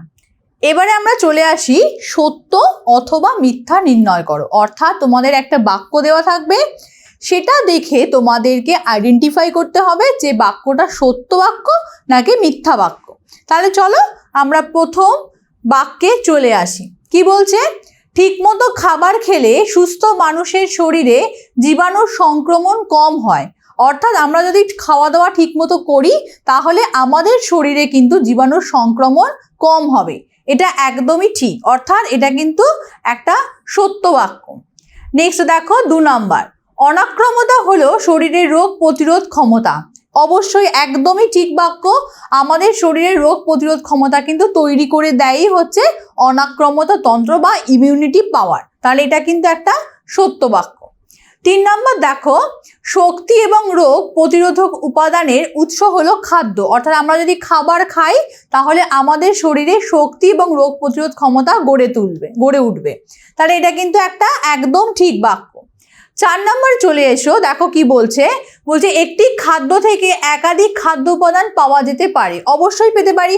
এমন অনেক খাদ্য দেখবে যেগুলোর মধ্যে কিন্তু আমরা শর্করা, প্রোটিন, ফ্যাট অনেক রকমের কিন্তু খাদ্য উপাদান পেতে পারি। তাহলে এই বাক্যটা কিন্তু একদম সঠিক একটি বাক্য। পরেরটা দেখো কি বলছে, শর্করা হলো একটি দেহ সংরক্ষক খাদ্য। সংরক্ষক খাদ্য মানে কি? যারা দেহকে রক্ষা করে। ঠিক আছে, তাহলে শর্করা কিন্তু সংরক্ষক খাদ্য নয়। তাহলে এটি কিন্তু একটি ভুল বাক্য। পরেরটা দেখো, চিংড়ি এবং কাঁকড়া হলো শর্করা জাতীয় খাদ্য। চিংড়ি এবং কাঁকড়া কিন্তু শর্করা জাতীয় খাদ্য নয়। কি জাতীয় খাদ্য? প্রোটিন জাতীয় খাদ্য। তাহলে এটা কিন্তু হলো একটি ভুল বাক্য। পরের সেন্টেন্সটা দেখো, মাংসে কোনো কার্বোহাইড্রেট থাকে না। মাংসে কোনো কার্বোহাইড্রেট থাকে না, এটা কিন্তু ভুল বাক্য। মাংসেও কিন্তু সামান্য পরিমাণে হলেও কার্বোহাইড্রেট থাকে। পরের সেন্টেন্সটা দেখো, দেহে অতিরিক্ত প্রোটিন জমা হলে মধুমেহ দেখা দিতে পারে। অর্থাৎ দেহে যদি দেখা যায় প্রোটিন জমা হয়েছে তাহলে মধুমেহ বা ডায়াবেটিস হতে পারে। এটা কিন্তু একদমই ভুল বাক্য, কারণ প্রোটিন নয়, কার্বোহাইড্রেট বা শর্করা জমা হলে তবেই আমরা কিন্তু মধুমেহ বা ডায়াবেটিস রোগটা দেখে থাকি। তাহলে এটা কিন্তু একটা ভুল বাক্য। পরের সেন্টেন্স দেখো, শর্করা একটি শ্বাসবায়ু পরিবহনে সহায়ক খাদ্য উপাদান। শর্করা হলো শ্বাসবায়ু পরিবহনে সহায়ক খাদ্য উপাদান, কার্বোহাইড্রেট। ঠিক আছে, তাহলে এটা কিন্তু আমরা একটি ভুল বাক্য দেখব, কারণ প্রোটিন, হিমোগ্লোবিন নামক প্রোটিন কিন্তু আমাদের দেখা যায় শরীরের মধ্যে শ্বাসবায়ু পরিবহন করে থাকে। তাহলে এটা হচ্ছে একটি ভুল বাক্য। পরেরটা দেখো, ল্যাকটোজ হলো এক প্রকার দুগ্ধ শর্করা। এটা কিন্তু সঠিক বাক্য, অর্থাৎ দুগ্ধ শর্করার নাম হলো ল্যাকটোজ। নেক্সট দেখো, প্রোটিনের প্রধান কাজ হলো দেহ নির্মাণ করা। এটা একদমই ঠিক। আমরা দেহ নির্মাণ করতে কার্বোহাইড্রেট, প্রোটিন, ফ্যাট এই 3টে খাদ্য উপাদান দেখে থাকি। পরের সেন্টেন্স দেখো, শক্ত দড়ির মতো টেন্ডন এবং লিগামেন্ট প্রোটিন দিয়ে তৈরি হয়। অর্থাৎ টেন্ডন এবং লিগামেন্ট যেটা আমাদের পেশি বা মাসেলে থাকে সেটা কিন্তু এক প্রকার প্রোটিন জাতীয় খাবার। তাহলে এটা কিন্তু একদমই একটি সঠিক বাক্য। নেক্সট দেখো, কোলাজেন প্রোটিনটি রক্তের প্লাজমায় পাওয়া যায়। কোলাজেন প্রোটিন আমরা কোথায় পাচ্ছি? বলছে রক্তের প্লাজমায় পাওয়া যায়। এটা কিন্তু একদম ভুল। এখানে রক্তের প্লাজমায় আমরা যে প্রোটিনটা পাই সেটাকে আমরা বলবো ফাইব্রিনোজেন। তাহলে এটা কিন্তু একটা ভুল বাক্য। পরের সেন্টেন্স দেখো, রক্তের প্লাজমা অংশে অ্যাক্টিন ও মায়োসিন থাকে। একদম ভুল বাক্য। অ্যাক্টিন এবং মায়োসিন কোথায় থাকে? পেশির মধ্যে। আর রক্তের প্লাজমা অংশে কি থাকে? Fibrinogen protein. তাহলে এটা কিন্তু একটি ভুল বাক্য। পরের প্রশ্ন দেখো, ভিটামিন ই জলে গুলে যায়। তোমাদের আমি এর আগে দেখিয়েছিলাম যে ভিটামিন বি এবং সি হচ্ছে জলে দ্রাব্য এবং তেলে দ্রাব্য হচ্ছে এ, ডি, ই এবং কে, এই চারটে ভিটামিন। তাহলে ভিটামিন ই জলে দ্রাব্য নয়, তাহলে এটা কিন্তু একটি ভুল বাক্য। পরের সেন্টেন্সটা দেখো, স্কারভি হলো অস্থি বা হাড়ের রোগ। স্কারভি হচ্ছে দন্তক্ষয়, ভিটামিন সি এর অভাবে হয়ে থাকে, তোমরা আগে পড়েছো। তো অস্থি বা হাড়ের রোগ এটা কিন্তু একদমই নয়। পরের সেন্টেন্সটা দেখো, ভিটামিন কে এর অভাবে ক্ষতস্থানে রক্ত সহজে জমাট বাঁধে না। এটা কিন্তু একদম একটা সঠিক বাক্য। ভিটামিন কে এর অভাবেই কিন্তু আমরা দেখতে পাই রক্ততঞ্চন হয় না। পরের সেন্টেন্সটা দেখো, ভিটামিন সি এর অভাবে স্নায়ু দুর্বলতা দেখা যায়। ভিটামিন সি এর অভাবে হয় না। ভিটামিন সি এর অভাবে যেটা হয় সেটা হলো স্কারভি রোগ, দন্তক্ষয়, মাড়ি ফুলে যাওয়া, মাড়ি থেকে রক্ত পড়া, এই ধরনের ঘটনাগুলো ঘটে। তাহলে স্নায়ু দুর্বলতা দেখা যায় না, তাহলে এটা হলো একটি ভুল বাক্য। পরের সেন্টেন্স দেখো, আয়রন মানবদেহে জলের পরিমাণ নির্দিষ্ট রাখে। আয়রন মানবদেহে জলের পরিমাণ নির্দিষ্ট রাখে, এটা কিন্তু একদমই নয়। আয়রন মানবদেহে জলের পরিমাণ নির্দিষ্ট রাখে না। রাখে কোন খনিজ মৌল? সেটা হলো সোডিয়াম। তাহলে এটা কিন্তু একটি ভুল বাক্য। জিঙ্কের কাজ হলো মস্তিষ্কের গঠন এবং রক্তের শর্করার পরিমাণ ঠিক রাখা। জিঙ্কের কাজ মস্তিষ্কের গঠন এবং রক্তের শর্করার পরিমাণ ঠিক রাখা, এটা কিন্তু একদম সঠিক একটি বাক্য। পরেরটা দেখো, খনিজ মৌল থেকে শক্তি পাওয়া যায়। খনিজ মৌল থেকে কিন্তু কখনোই আমরা শক্তি পাই না। তাহলে শক্তি আমরা কোথা থেকে পাই? কার্বোহাইড্রেট, প্রোটিন এবং ফ্যাট থেকে। পরের বাক্য দেখো, দেহে আয়রনের অভাবে গয়টার নামক রোগ হয়। দেহে আয়োডিনের অভাবে গয়টার বা গলগণ্ড হয়ে থাকে। তাহলে আয়রন কিন্তু নয়, তাহলে এটি একটি ভুল বাক্য। নেক্সট দেখো, সোডিয়াম দেহে জলের পরিমাণ নির্দিষ্ট রাখে। আমি এর আগে একটা সত্য মিথ্যাতেই বললাম যে সোডিয়াম কিন্তু দেহে জলের ভারসাম্য বা জলের যে পরিমাণ সেটা কিন্তু নির্দিষ্ট রাখতে সাহায্য করে থাকে। তাহলে এটা হলো একদম সঠিক একটি বাক্য। নেক্সট দেখো, একজন মানুষের দেহের ওজন 70 কেজি হলে দেহে জল থাকে প্রায় 45 কেজি। এটা কিন্তু একদম সঠিক একটি বাক্য। অর্থাৎ কারোর ওয়েট যদি 70 কেজি হয় তাহলে তার শরীরে জলের পরিমাণই হলো 45 কেজি। নেক্সট দেখো, খাদ্যনালীতে সহজে হজম করা যায় না এমন খাদ্যতন্তু মলের সাথে নির্গত হয়ে যায়। এটা একদম সঠিক। তোমরা জানো বা হয়তো পড়েছো যে খাদ্যনালীর মধ্যে যে খাদ্যটা হজম হয় না সেটা কিন্তু মলের সাথে পায়ুর দিয়ে নির্গত হয়ে যায়। আচ্ছা, নেক্সট দেখো, শাকসবজি এবং ফল কোষ্ঠকাঠিন্য দূরীকরণে সহায়তা করে থাকে। এটা একদম সঠিক একটি বাক্য। প্রচুর পরিমাণে কিন্তু শাকসবজি এবং ফল এই জন্যই খেতে বলে যাতে কোষ্ঠকাঠিন্যর হাত থেকে আমরা অনেকটা ভালো থাকতে পারি। নেক্সট দেখো, একমাত্র মানুষের দেহে খাদ্যতন্তু ভেঙে শক্তি উৎপন্ন হয়। একদম ভুল। খাদ্যতন্তু যেটাকে আমরা বলছি হচ্ছে ফুড ফাইবার, এটা থেকে কিন্তু শক্তি পাওয়া যায় না। আমি বারবার বলছি কার্বোহাইড্রেট, প্রোটিন এবং ফ্যাট এই তিনটে খাদ্য উপাদান থেকেই কিন্তু কেবলমাত্র শক্তি পাওয়া যায়। তাই এই বাক্যটা একদম ভুল। খাদ্যতন্তু জলে গুলে যেতেও পারে আবার নাও পারে, একদম সঠিক। খাদ্যতন্তু কখনো জলে গুলতেও পারে আবার কখনো কিন্তু নাও গুলতে পারে। নেক্সট বাক্য দেখো, চা পাকা পেঁপেতে ফাইটোকেমিক্যাল থাকে। অবশ্যই সঠিক বাক্য, কারণ চা দেবে চা পাতা যখন আমরা জলের মধ্যে দিই তখন দেখা যায় একটা কালার হয়ে যায়। এই কালারটাই কিন্তু ফাইটোকেমিক্যালের জন্য দায়ী। তাহলে এটা কিন্তু একদম সঠিক একটি বাক্য। নেক্সট দেখো, উদ্ভিজ্জ রাসায়নিক মানবদেহের খুব তাড়াতাড়ি বুড়ো হয়ে যাওয়া থেকে আটকায়। এটা একদম সঠিক একটি বাক্য। আমরা দেখি যে প্রচুর পরিমাণে উদ্ভিজ্জ রাসায়নিক বা ফাইটোকেমিক্যাল যদি আমরা খাই আমাদের দৈনন্দিন খাদ্যের মধ্যে, তাহলে কিন্তু আমাদের বার্ধক্য অনেকটা দেরি করে হয়, অর্থাৎ বার্ধক্য আসতে আমাদের রোধ করে।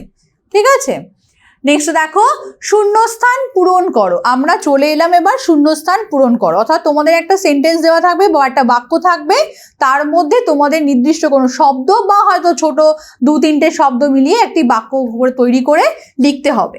দেখো প্রথম যেটা বলছে, দেহের রোগ প্রতিরোধ ক্ষমতাকে ড্যাশ বলা হয়। কি বলছে? দেহের রোগ প্রতিরোধ ক্ষমতাকে আমরা কি বলবো? অনাক্রমতা বা ইমিউনিটি। ঠিক আছে, অনাক্রমতা বা ইমিউনিটি। নেক্সট দেখো, ঠিক মতো খাবার খেলে মানুষের শরীরে জীবাণুর ড্যাশ কম হয়। কি কম হবে? আমরা যদি ঠিক মতো খাবার খাই তাহলে আমাদের শরীরে কি তৈরি হবে? রোগ প্রতিরোধ ক্ষমতা তৈরি হবে, তার ফলে আমাদের শরীরে কিন্তু রোগ সংক্রমণ কম হয়। তাহলে এখানে ফিল ইন দ্য ব্ল্যাঙ্কসে কি হবে? রোগ সংক্রমণ কম হয়। নেক্সট দেখো, বিট, আলু, গাজর, রাঙা আলু, শাক আলু ইত্যাদি হলো মূল ও ড্যাশ জাতীয় খাদ্য। দেখো আলুকে আমরা কি বলবো? আলু কিন্তু এক প্রকার বলা যেতে পারে কাণ্ড, রূপান্তরিত কাণ্ড। আবার গাজর বলো বা শাক আলু বলো, এগুলো কিন্তু মূল। তাহলে মূল এবং এটা কি হবে? এটা হবে কন্দ। অর্থাৎ এই খাদ্যগুলোর মধ্যে কিছু আছে মূল জাতীয় খাবার, কিছু আছে কন্দ জাতীয় খাবার। নেক্সট দেখো, ড্যাশ হলো কার্বোহাইড্রেটের সরলতম রূপ। অর্থাৎ আমরা জানি বা তোমরা হয়তো পড়েছো, কখনো যদি না পড়ে থাকো তাহলে জেনে নাও যে কার্বোহাইড্রেটের একদম ক্ষুদ্রতম একক বা ক্ষুদ্রতম রূপ কিন্তু হলো গ্লুকোজ। অর্থাৎ অনেকগুলো গ্লুকোজ মলিকিউল বা অণু পরপর জুড়ে গিয়ে তৈরি করে হচ্ছে কার্বোহাইড্রেট।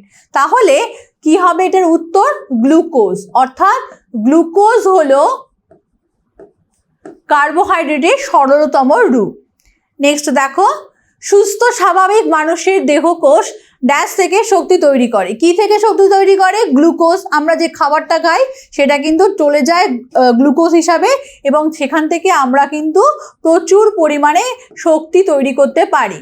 আচ্ছা, আরেকটাও বলতে পারো যে সুস্থ স্বাভাবিক মানুষের দেহকোষ। আচ্ছা, যদি বলে সুস্থ স্বাভাবিক মানুষের দেহে শক্তি তৈরি হয় কি থেকে, তাহলে কিন্তু তোমরা খাদ্যটা বলতে পারো। কিন্তু যখনই দেহকোষ বলছে, কোষের মধ্যে কিন্তু গ্লুকোজ যাচ্ছে, সেই গ্লুকোজটা অক্সিজেনের সাহায্যে ভেঙে গিয়ে প্রচুর পরিমাণে শক্তি বা এনার্জি তৈরি করে থাকে। তাহলে এখানে কিন্তু উত্তর হবে গ্লুকোজ।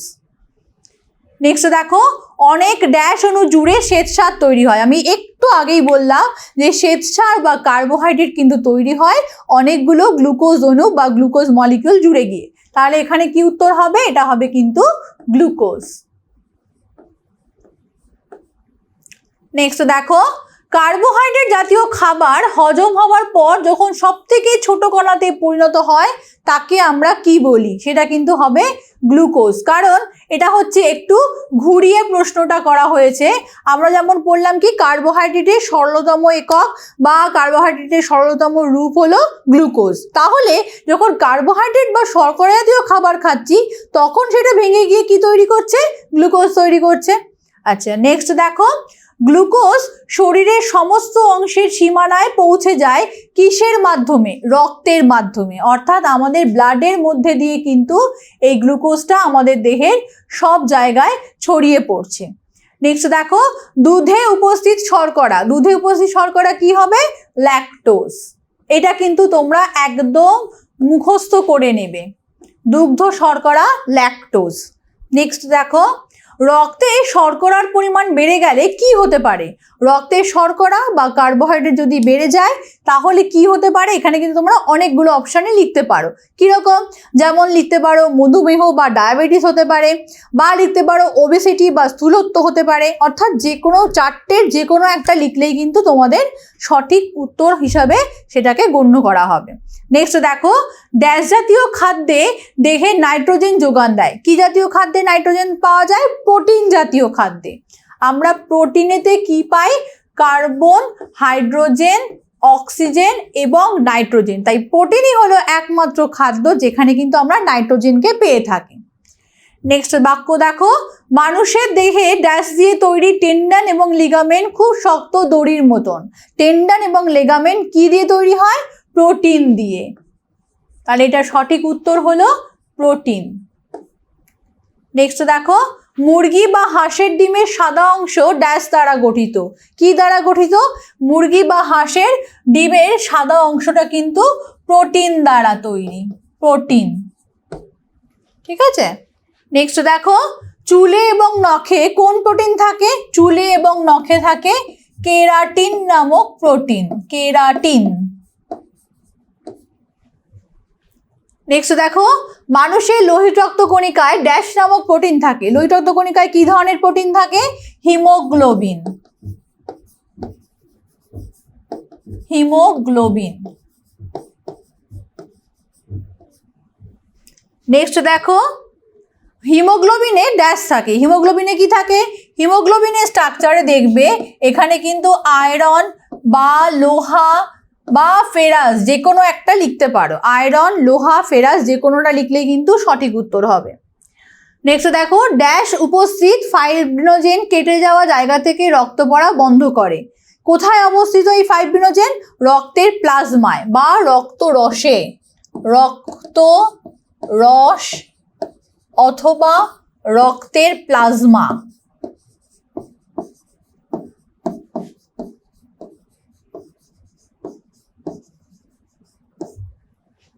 নেক্সট দেখো, ড্যাশ জাতীয় খাদ্য দেহ থেকে তাপ বেরিয়ে যাওয়া কমিয়ে দেয়। ফ্যাট বা লিপিড জাতীয় খাদ্য কিন্তু আমাদের শরীর থেকে তাপ বেরিয়ে যাওয়াকে কমিয়ে দেয়। তাহলে এটা সঠিক উত্তর হবে ফ্যাট বা লিপিড। নেক্সট দেখো, লিপিডের প্রধান কাজ কি? লিপিডের প্রধান কাজ হলো শক্তি উৎপন্ন করা, শক্তি বা এনার্জি উৎপন্ন করা। নেক্সট দেখো, বনস্পতি হলো এক প্রকার উদ্ভিজ্জ লিপিড বা উদ্ভিজ্জ ফ্যাটও লিখতে পারো।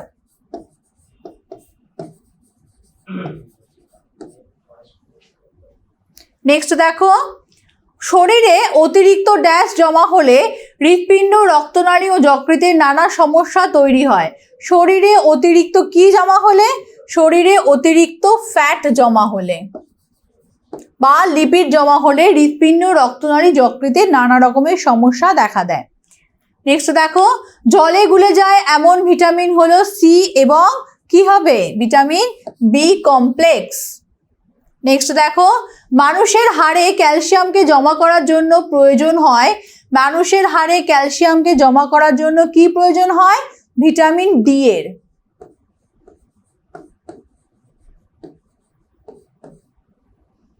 নেক্সট দেখো, ভিটামিন ড্যাশ কেটে যাওয়া জায়গা থেকে রক্তপাত বন্ধ বা রক্ত তঞ্চন করতে সাহায্য করে থাকে। এটা কোন ভিটামিন হবে? Vitamin K. নেক্সট দেখো, আমলকিতে প্রচুর ড্যাশ আছে। কি আছে?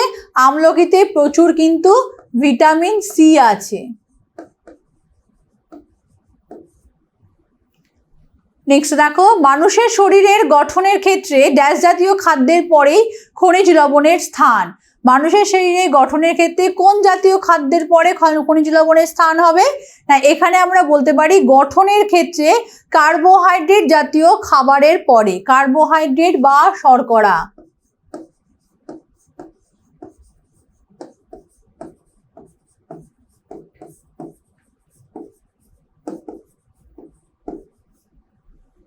নেক্সট দেখো, ভিটামিনের মতো খনিজ মৌল থেকেও ড্যাশ পাওয়া যায় না। কি পাওয়া যায় না? না, ভিটামিনের থেকে যেমন আমরা শক্তি পাই না, তেমন কিন্তু খনিজ মৌল থেকেও আমরা কিন্তু কোনো শক্তি পাই না। তাহলে কি পাই? আমরা পাই হচ্ছে ইমিউনিটি পাওয়ার বা অনাক্রম্যতা তন্ত্র। নেক্সট দেখো, ডাবের জলে প্রচুর পরিমাণে কি থাকে? ডাবের জলে কিন্তু প্রচুর পরিমাণে থাকে হচ্ছে খনিজ মৌল।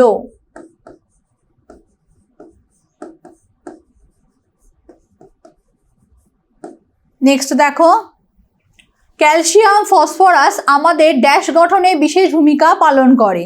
তাহলে ক্যালসিয়াম, ফসফরাস এগুলো কি করে? আমাদের দাঁত, হাড়, অস্থি এগুলো গঠন করতে কিন্তু আমাদের সাহায্য করে থাকে।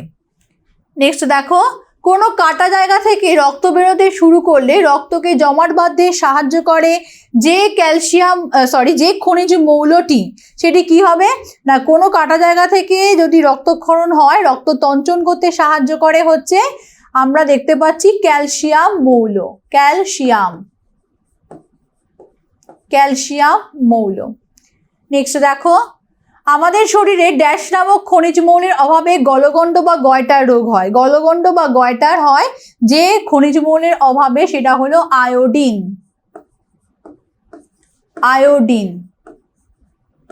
নেক্সট দেখো, নেক্সট কি বলছে, অ্যানিমিয়া বা রক্তাল্পতা রোগটি কোন খনিজ মৌলের অভাবে হয়ে থাকে? এটা কিন্তু আমরা দেখতে পাচ্ছি লৌহ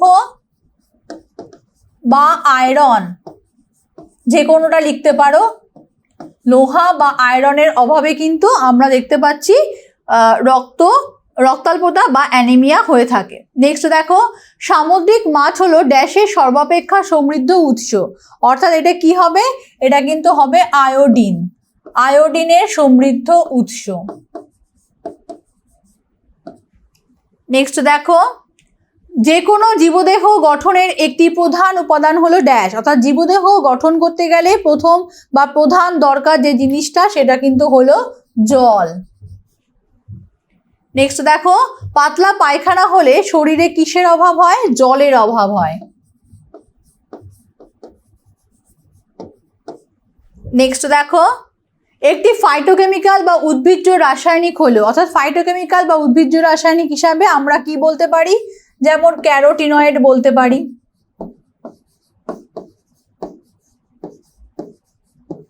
বা এছাড়া তোমরা ফ্ল্যাভোনয়েডও বলতে পারো, ঠিক আছে। তাহলে আমরা ফাইটোকেমিক্যাল বা উদ্ভিজ্জ রাসায়নিক কি পেয়ে গেলাম? ক্যারোটিনয়েড। এবারে আমরা চলে আসি স্তম্ভ মেলাও। স্তম্ভ মেলাও বলতে আমরা কি বুঝি? তোমাদেরকে বাঁ দিকে একটা স্তম্ভ দেওয়া হবে, ডান দিকে একটা স্তম্ভ দিয়ে দেওয়া হবে। এবারে আমরা কি করব? সেগুলোকে মেলাবো, অর্থাৎ এই বাঁ দিকের স্তম্ভের শব্দগুলোর সাথে বা বাক্যগুলোর সাথে ডান দিকের স্তম্ভের কোন শব্দ বা কোন বাক্য মিলছে সেটাকে আমরা কিন্তু মেলাবো, ঠিক আছে। তো চলো প্রথমটাই চলে আসি, হাড় ফুটো ফুটো হওয়া। এই হাড় ফুটো ফুটো হওয়া কোন মৌলের অভাবে হয়ে থাকে? সেটা কিন্তু হলো ক্যালসিয়াম। দ্বিতীয় দেখো, অ্যানিমিয়া বা রক্তাল্পতা, এটা কোন মৌলের অভাবে হয়ে থাকে? সেটা কিন্তু হলো আয়রন বা লোহা। নেক্সট দেখো, রক্তে শর্করা বৃদ্ধি, রক্তে শর্করা বা গ্লুকোজ বেড়ে যায় কোন মৌলের অভাবে? সেটা হলো জিঙ্ক। নেক্সট দেখো, উচ্চ রক্তচাপ, এই উচ্চ রক্তচাপ বা হাই ব্লাড প্রেশার সেটা কিন্তু হয়ে থাকে সোডিয়ামের অভাবে, অর্থাৎ শরীরে যদি সোডিয়াম কমে যায় তাহলে কিন্তু আমরা হাই ব্লাড প্রেশার দেখে থাকি। নেক্সট স্তম্ভটায় চলে আসি, দেখো কি বলছে, সরল গলগণ্ড, গলগণ্ড বা গয়টার যে রোগটা সেটা কিসের অভাবে হয়? সেটা কিন্তু হয় হচ্ছে আয়োডিনের অভাবে, অর্থাৎ এটা হবে 1 নাম্বার। আচ্ছা, তোমাদের সরল গলগণ্ড না দিয়ে কিন্তু গয়টারও দিতে পারে। নেক্সট দেখো, রাতকানা, এই রাতকানা রোগ কোন ভিটামিনের অভাবে হয়ে থাকে? সেটা কিন্তু হলো ভিটামিন এ। আচ্ছা, নেক্সট দেখো, রিকেট, রিকেট যে রোগটা সেটা কিসের অভাবে হয়? ভিটামিন সি না ভিটামিন ডি? সেটা হলো ভিটামিন ডি। আর আছে কি স্কারভি, স্কারভি বা দন্তক্ষয়, এটা কিসের অভাবে হয়ে থাকে? ভিটামিন সি এর অভাবে। তাহলে আমরা পেয়ে গেলাম যে সরল গলগণ্ড বা গয়টার যদি দেয় তাহলে সেটা হলো আয়োডিনের অভাবে, স্কারভি রোগ হয় ভিটামিন সি এর অভাবে, রিকেট রোগ হয় ভিটামিন ডি এর অভাবে, আর রাতকানা হয় ভিটামিন এ এর অভাবে। পরের স্তম্ভটায় চলে আসি, দেখো এখানে কতগুলো খাদ্যের নাম করা আছে। এবারে আমরা দেখব ডান স্তম্ভতে এগুলো কি ধরনের খাদ্য। তো প্রথম হচ্ছে মধু, মধুটা কি ধরনের খাদ্য? এটা কিন্তু প্রচণ্ড মিষ্টি হয়, তাই এটা কিন্তু হলো শর্করা বা গ্লুকোজ জাতীয় খাদ্য। নেক্সট হলো মাখন, মাখন মানে কি বাটার, তাহলে এটা কি ধরনের খাদ্য হবে? এটা কিন্তু হবে এক প্রকার লিপিড বা ফ্যাট। নেক্সট হচ্ছে মটর, মটরটা কি জাতীয় খাদ্য? মটর কিন্তু হলো দানা শস্য বা ডাল জাতীয় খাদ্য, ঠিক আছে। তাহলে এখানে আমরা ডাল জাতীয় খাদ্য পাচ্ছি, এটা কিন্তু হবে হচ্ছে মটরের মধ্যে। নেক্সট হচ্ছে চা, চাটা কি ধরনের? চা হচ্ছে এক প্রকার ফাইটোকেমিক্যাল, তাহলে এটা হবে হচ্ছে 4 নাম্বার। নেক্সট দেখো পরের স্তম্ভ যেটা বলছে সেটা হলো মায়োসিন। এই মায়োসিন বলো বা কেরাটিন, ফাইব্রিনোজেন, কোলাজেন, এগুলো কিন্তু এক একটা প্রোটিনের নাম। এগুলো আমাদের শরীরের কোথায় কোথায় আমরা দেখতে পাই সেটা দেখব। মায়োসিন আমরা কোথায় দেখতে পাই? মায়োসিন দেখতে পাচ্ছি আমরা কিন্তু পেশিতে। নেক্সট হলো কেরাটিন। এই কেরাটিন আমরা কোথায় পাই? চুলে এবং নখে, তাহলে এটা হবে 2 নম্বর। নেক্সট বলছে ফাইব্রিনোজেন। এই ফাইব্রিনোজেন কোথায় থাকে? রক্তের প্লাজমার মধ্যে, তাহলে এটা হবে 3 নাম্বার। আর বলছে হচ্ছে কোলাজেন। এই কোলাজেন কোথায় থাকে? কোলাজেন হচ্ছে এখানে থাকছে কোথায় না অস্থি, টেন্ডন, লিগামেন্ট, এই জায়গাগুলোতে কিন্তু আমরা দেখতে পাচ্ছি কোলাজেন। তাহলে এই গেল আমাদের বাম স্তম্ভ এবং ডান স্তম্ভের মেলানো। এরপরে দেখো আমরা চলে আসি সংক্ষিপ্ত প্রশ্নোত্তরে। সংক্ষিপ্ত প্রশ্নোত্তরে কি বলেছে দেখো, প্রথম প্রশ্ন বলছে আমরা খাদ্য কাকে বলবো? খাদ্য আমরা কাকে বলবো?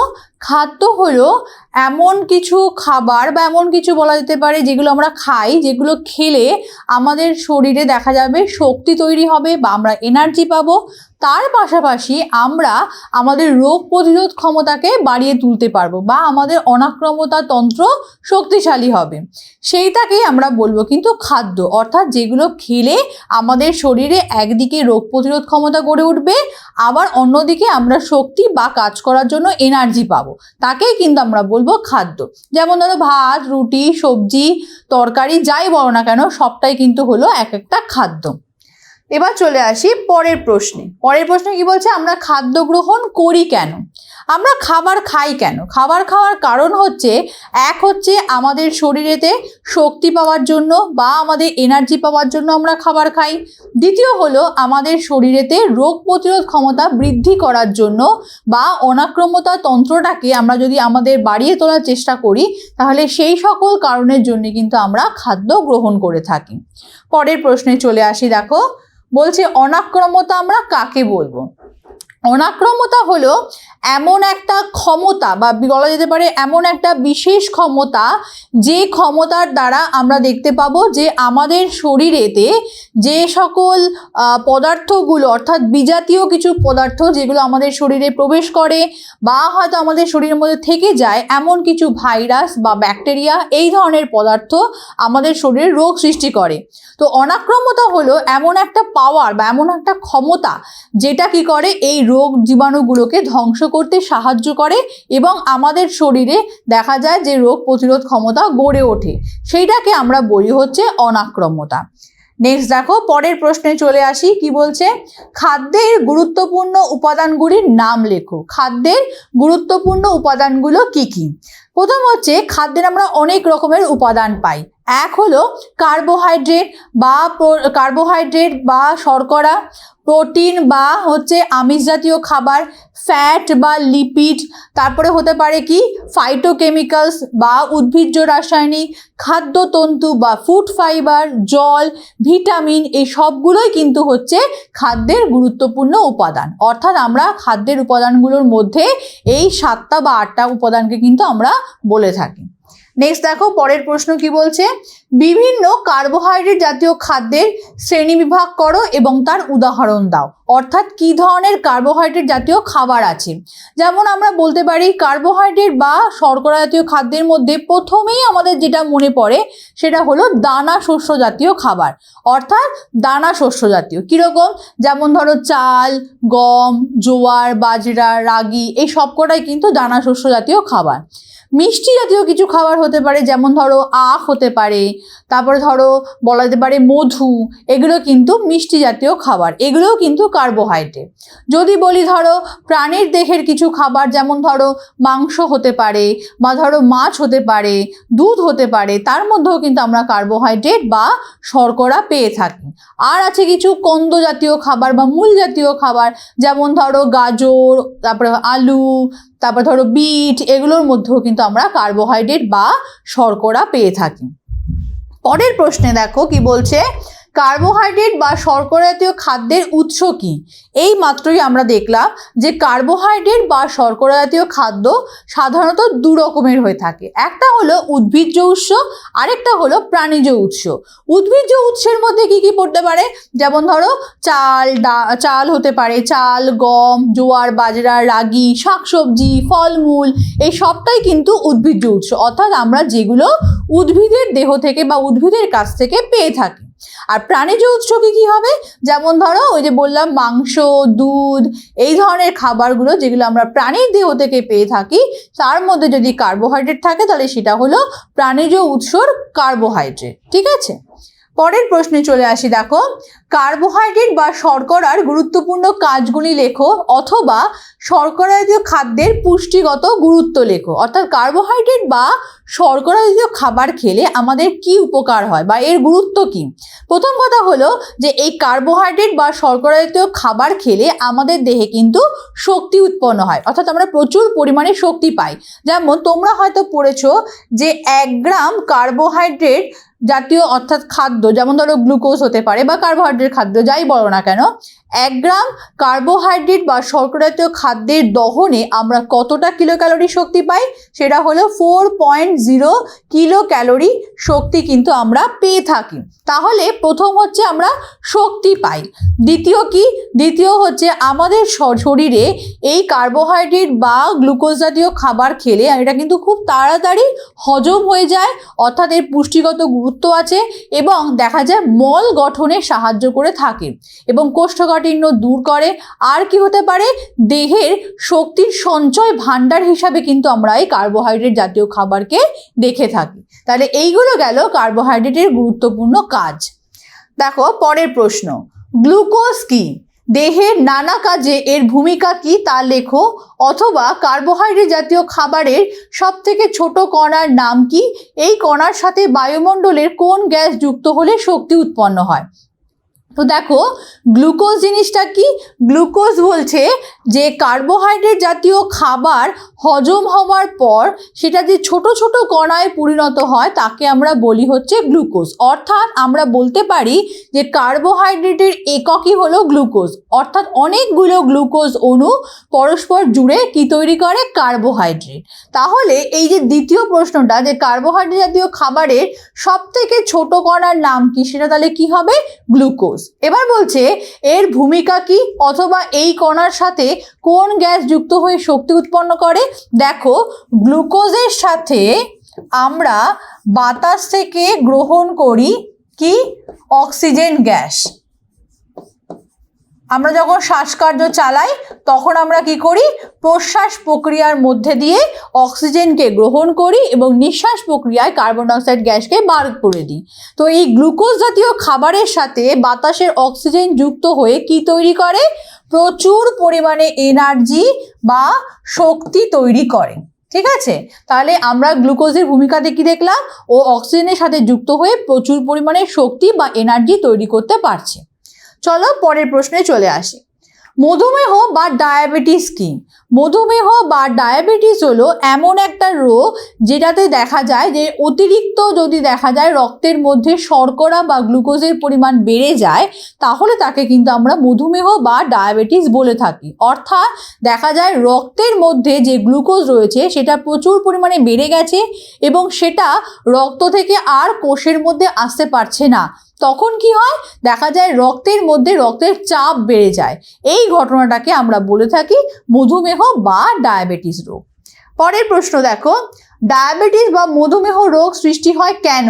অথবা ডায়াবেটিস মেলিটাস বা মধুমেহ রোগ কিভাবে হয়? এই রোগে মানুষের শরীরের কোন কোন অঙ্গ ক্ষতিগ্রস্ত হয়? তো এই মধুমেহ রোগ কেন হয়? কারণ হচ্ছে যে দেখা যায় অনিয়মিত খাওয়া দাওয়া, অর্থাৎ আমরা যে খাবারটা খাচ্ছি সেটা ঠিকঠাক করে খাচ্ছি না। তারপর দেখা যাচ্ছে আমাদের কায়িক পরিশ্রমটা প্রচুর বেশি হয়ে যাচ্ছে, আমরা সেই মতো বিশ্রাম নিতে পারছি না।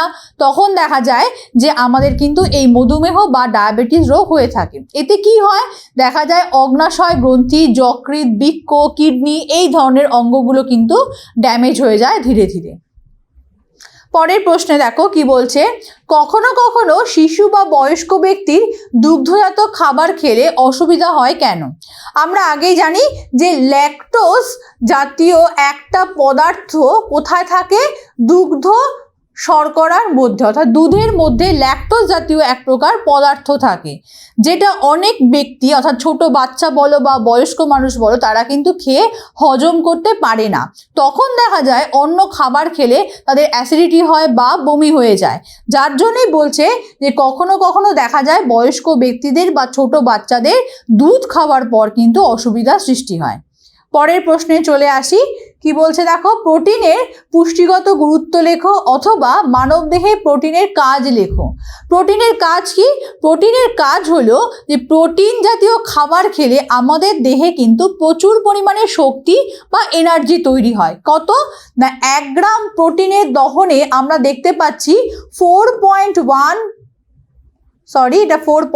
হবে 4.1 কিলো ক্যালোরি শক্তি উৎপন্ন হয়। তাহলে 1 গ্রাম প্রোটিনের দহনে আমরা কতটা শক্তি পাচ্ছি?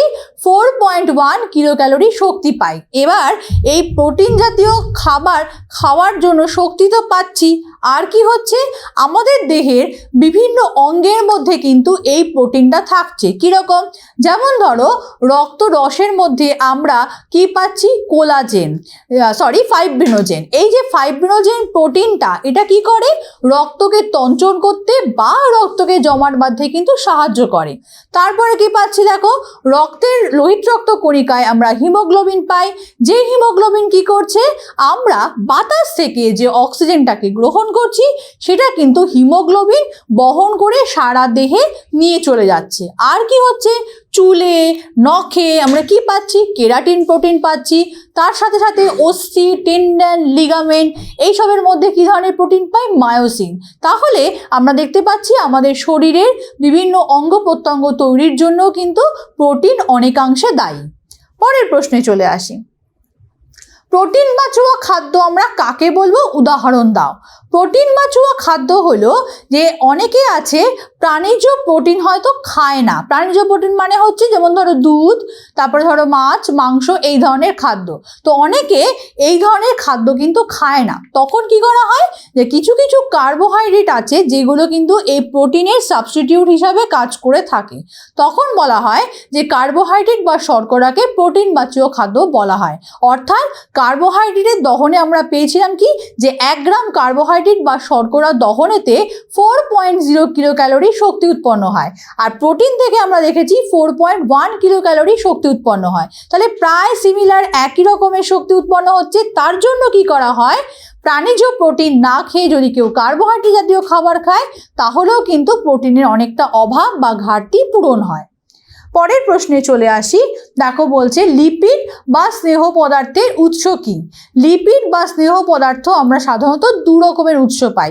একটা হলো উদ্ভিদের দেহ থেকে পাই উদ্ভিজ্জ উৎস, আরেকটা হলো প্রাণীর দেহ থেকে পাই প্রাণীজ উৎস। তো উদ্ভিদের কোথা থেকে আমরা লিপিড পাই?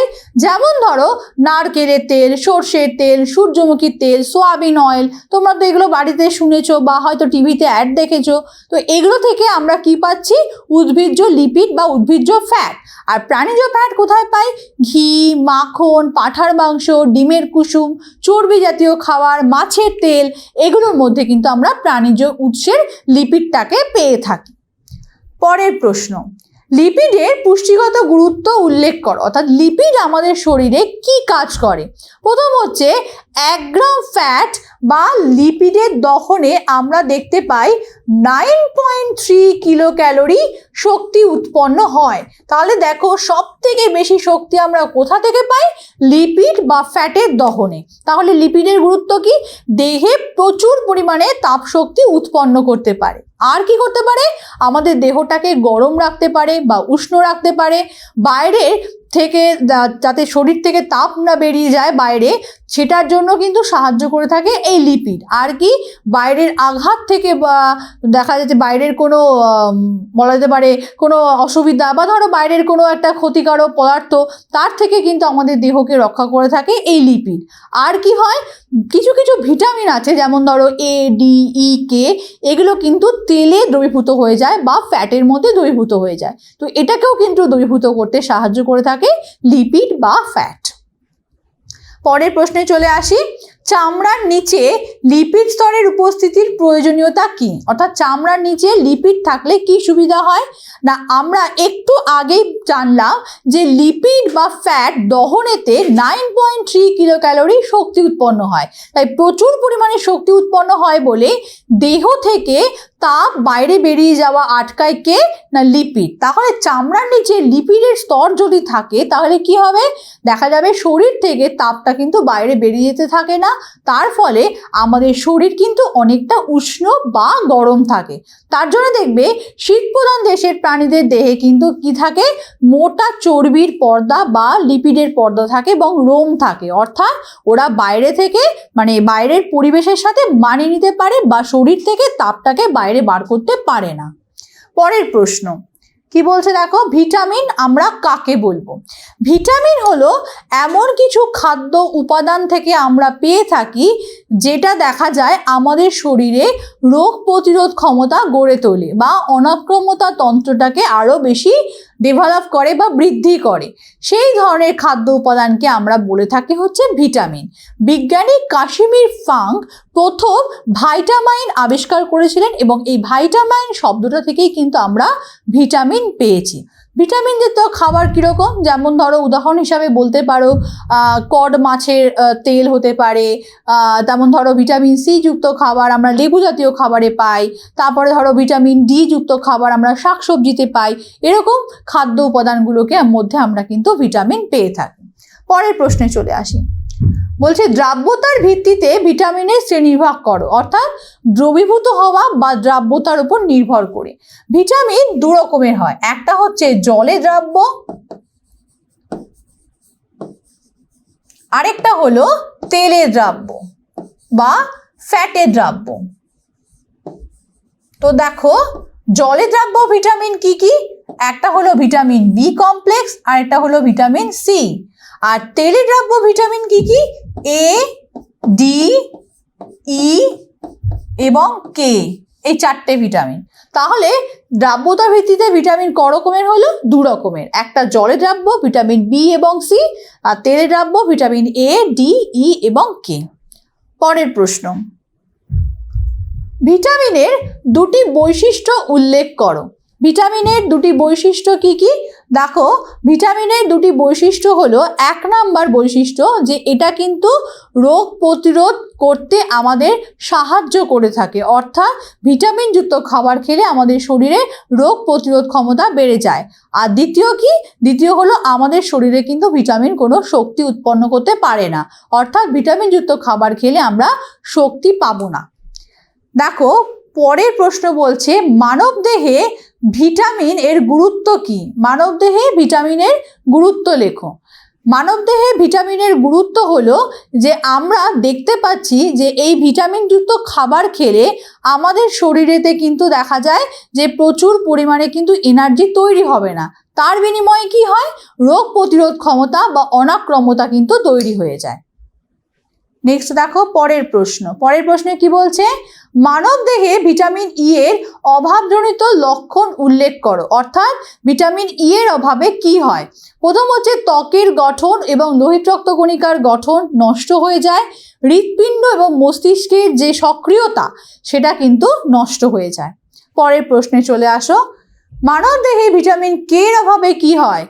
ভিটামিন কে আমাদের শরীরে রক্ত তঞ্চন করতে সাহায্য করে থাকে এবং ক্ষতস্থানে রক্তকে জমাট বাঁধতে কিন্তু সাহায্য করে থাকে।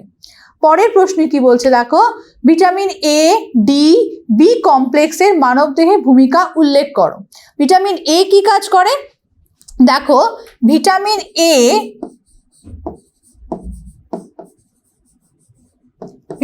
এ কি করছে, রাতকানা রোগ কিন্তু প্রতিরোধ করে, অর্থাৎ ভিটামিনের এর অভাবে দেখা যায় রাতকানা রোগ হয়। তাহলে ভিটামিন এ আমাদের কি উপকার করে না, আমাদের চোখের দৃষ্টিশক্তি ভালো রাখে, তারপরে হচ্ছে এই যে রাতকানা রোগ এটার হাত থেকে কিন্তু আমাদেরকে রক্ষা করে থাকে। এর পাশাপাশি ত্বক, হাড়, দাঁত, খাদ্যনালীর গঠন এগুলোও কিন্তু ঠিক রাখতে সাহায্য করে থাকে। আর ভিটামিন ডি কি কাজ করে? আমাদের হাড়, তারপরে বলো হচ্ছে দাঁত, এগুলোর গঠন স্বাভাবিক রাখতে সাহায্য করে। এবং এই ভিটামিন ডি এর অভাবে কি হয়? দেখা যায় রিকেট রোগ হয়। ভিটামিন বি কমপ্লেক্স কি করে? আমাদের ঠোঁট ফেটে যাওয়া, তারপরে ধরো চোখের নিচে কালি পড়া, চোখ ফ্যাকাশে হয়ে যাওয়া, স্নায়ু দুর্বলতা, অ্যানিমিয়া বা রক্তাল্পতা, এই ধরনের রোগগুলো কিন্তু ভিটামিন বি কমপ্লেক্সের অভাবে হয়ে থাকে, যার জন্য দেখা যায় বেরি এই ধরনের রোগ কিন্তু হয়ে যায়। নেক্সট দেখো পরের প্রশ্ন, দাঁত এবং হাড়ের গঠন ঠিক রাখা কোন কোন ভিটামিনের কাজ? দাঁত এবং হাড়ের গঠন ঠিক রাখতে সাহায্য করে থাকে ভিটামিন সি এবং ভিটামিন ডি। ভিটামিন সি এবং ভিটামিন ডি।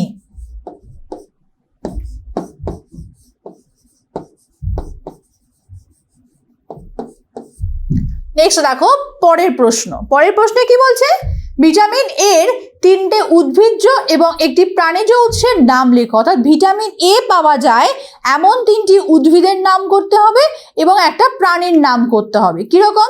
যেমন ধরো উদ্ভিদ পাওয়া যেতে পারে গাজর, আলু, তারপর ধরো বলতে পারি চাল, গম, যে কোনো উৎস 3টে নাম বলবে। আর প্রাণীজ উৎস কিরকম হতে পারে? যেমন ধরো কড মাছ, ঠিক আছে, তারপর ধরো হাঙর মাছ, এগুলোতে কিন্তু আমরা প্রাণীজ উৎস হিসেবে ভিটামিন এ প্রচুর পরিমাণে পেয়ে থাকি। পরের প্রশ্ন দেখো, ভিটামিন ডি এর উদ্ভিজ্জ এবং প্রাণীজ উৎসের নাম লেখো। ভিটামিন ডি আমরা কোথা থেকে পাই? দেখো ভিটামিন ডি পাচ্ছি আমরা প্রচুর শাকসবজি থেকে। আর কি পাচ্ছি? প্রাণীজ উৎস হিসাবে আমরা পাচ্ছি হচ্ছে যেমন বিভিন্ন রকমের অস্থিযুক্ত যে মাছগুলো হয় তার মধ্যে কিন্তু আমরা ভিটামিন ডি পাই। এছাড়া দুধের মধ্যে আমরা কিন্তু প্রচুর পরিমাণে ভিটামিন ডি পেয়ে থাকি। পরের প্রশ্ন কি বলছে দেখো, ভিটামিন ই এর উদ্ভিজ্জ ও প্রাণীজ উৎসের নাম লেখো। ভিটামিন ই এর উদ্ভিজ্জ উৎস হলো যেমন ধরো ভিটামিন ই আমরা কোথা থেকে পাই, কোন কোন উদ্ভিদ থেকে? যেমন লেটুস শাক, নোটে শাক, অ্যাভোক্যাডো, মটরশুঁটি, এগুলো থেকে পেয়ে থাকি। আর প্রাণীজ উৎস হিসাবে দুধ, ডিমের কুসুম, মাছ, মাংস, এগুলোতে কিন্তু আমরা প্রচুর পরিমাণে ভিটামিন ই পেয়ে থাকি। পরের প্রশ্ন দেখো, ভিটামিন কে এর উদ্ভিজ্জ এবং প্রাণীজ উৎসের নাম লেখো। যেমন আলফা শাক, মাশরুম, এই সব জিনিসগুলোর মধ্যে কিন্তু আমরা প্রচুর পরিমাণে ভিটামিন কে পেয়ে থাকি। পরের প্রশ্ন দেখো, নিচের ভিটামিনগুলো কোন কোন খাদ্যে পাওয়া যায়? ভিটামিন বি এবং ভিটামিন সি। তো ভিটামিন বি আমরা কোথায় কোথায় পাই? দেখো ভিটামিন বি আমরা পাই হচ্ছে যেমন ধরো প্রচুর পরিমাণে শাকসবজির মধ্যে আমরা ভিটামিন বি পেয়ে থাকি। আর কি পাই? ভিটামিন সি পাচ্ছি আমরা, দেখা যাচ্ছে যে তোমার ভিটামিন সি পাচ্ছি টক জাতীয় যত খাবার আছে, যেমন ধরো আমড়া, আমলকি, তারপর ধরো লেবু, এই ধরনের খাদ্যগুলোর মধ্যে কিন্তু আমরা ভিটামিন সি পেয়ে থাকি। পরের প্রশ্নে চলে আসি, নিচের সমস্যাগুলি কোন কোন ভিটামিনের সাথে সম্পর্কিত? যেমন ধরো মাড়ি থেকে রক্ত পড়া কিসের অভাবে হয়? এটা কিন্তু হয় ভিটামিন সি এর অভাবে। নেক্সট বলছে দেখো, ক্ষতস্থানের রক্ত সহজে জমাট বাঁধে না, অর্থাৎ রক্ত তঞ্চন হয় না, এটা কিসের অভাবে হয়? এটা কিন্তু হয় ভিটামিন কে এর অভাবে। অর্থাৎ রক্ত তঞ্চন না হওয়া বা রক্ত সহজে জমাট না বাঁধা, এটা হয় ভিটামিন কে এর অভাবে। মুখে এবং জিভে ঘা আমরা দেখে থাকি ভিটামিন বি কমপ্লেক্সের অভাবে হয়ে থাকে। আর রাতে দেখতে অসুবিধা, এটা হয় ভিটামিন এর অভাবে। বোঝা গেল? পরের প্রশ্নে চলে আসি, মানব দেহে ভিটামিন সি এর কাজ লেখো। ভিটামিন সি কি কাজ করে? না দন্তক্ষয় অর্থাৎ দাঁত পড়ে যাওয়ার হাত থেকে রক্ষা করে, স্কারভি রোগ নিরাময় করে, তারপরে ধরো মাড়ি ফুলে যাওয়া, মাড়ি থেকে রক্ত পড়া, এই ধরনের রোগগুলোর হাত থেকে কিন্তু আমাদের রক্ষা করে ভিটামিন সি। নেক্সট দেখো পরের প্রশ্ন, খাদ্যে খনিজ মৌলের প্রয়োজনীয়তা কি? খনিজ মৌল আমাদের কি কাজ করে? আমাদের সুস্থ স্বাভাবিক জীবনযাপন করার জন্য কিন্তু খনিজ মৌল প্রচুর পরিমাণে দরকার এবং আমাদের দেহের বিভিন্ন রকমের কাজ কিন্তু এই খনিজ মৌল করে থাকে। কিন্তু আরেকটা বিষয় মনে রাখতে হবে, এই খনিজ মৌল থেকে কিন্তু আমরা শক্তি পাই না। তাহলে কি পাই? রোগ প্রতিরোধ ক্ষমতা গড়ে তুলতে সাহায্য করে থাকে খনিজ মৌল। কীরকম? যেমন ধরো ক্যালসিয়াম। ক্যালসিয়াম কি করে? আমাদের শরীরে যত রকমের হাড় আছে, অস্থি আছে, সেগুলোর গঠন স্বাভাবিক বা এবং সুস্থ রাখতে সাহায্য করে থাকে ক্যালসিয়াম। আয়রন কি কাজ করে? আয়রন আমাদের শরীরে কিন্তু রক্তকে ঠিকভাবে তৈরি হতে সাহায্য করে থাকে, অর্থাৎ হিমোগ্লোবিন তৈরিতে সাহায্য করে থাকে আয়রন। এবং এই আয়রনের অভাবে কি হয়? আমাদের শরীরে কিন্তু রক্তাল্পতা বা অ্যানিমিয়া হয়ে থাকে। তারপর যেমন ধরো সোডিয়াম। আমাদের শরীরে জলের ভারসাম্য বজায় রাখে হচ্ছে সোডিয়াম। আয়োডিন কি কাজ করে? আয়োডিন কিন্তু দেখা যায় আমাদের শরীরেতে বলা যেতে পারে গলগণ্ড বা যে গয়টা, অর্থাৎ গলা যে ফুলে যাওয়া যে অংশটা বা যে রোগটা, এটা কিন্তু নিরাময় করে থাকে আয়োডিন। আরও হতে পারে যেমন ধরো জিঙ্ক। জিঙ্ক কি করে? দেখা যায় উচ্চ রক্তচাপ যে নিয়ন্ত্রণ, সেটা কিন্তু করে থাকে জিঙ্ক। এরকম বিভিন্ন রকমের মৌল আছে যেগুলো কিন্তু আমাদের শরীরে বিভিন্ন রকমের কাজ করে থাকে। পরের প্রশ্নে চলে আসি, উদ্ভিদ এবং প্রাণীরা কোথা থেকে খনিজ মৌল সংগ্রহ করে? উদ্ভিদেরা কোথা থেকে পায়? আমরা জানি কি যে উদ্ভিদেরা মাটি থেকে জল শোষণ করে এবং জলে দ্রবীভূত যে খনিজ মৌল বা খনিজ লবণ আছে সেগুলোকে শোষণ করে। তাহলে উদ্ভিদেরা মাটির তলা থেকে কৈশিক জল যেটা গ্রহণ করছে তার মধ্যে দিয়ে কিন্তু খনিজ মৌল বা খনিজ লবণ পেয়ে যাচ্ছে। আর প্রাণীরা, যারা আমরা বা জীবেরা, তারা কোথা থেকে পায়?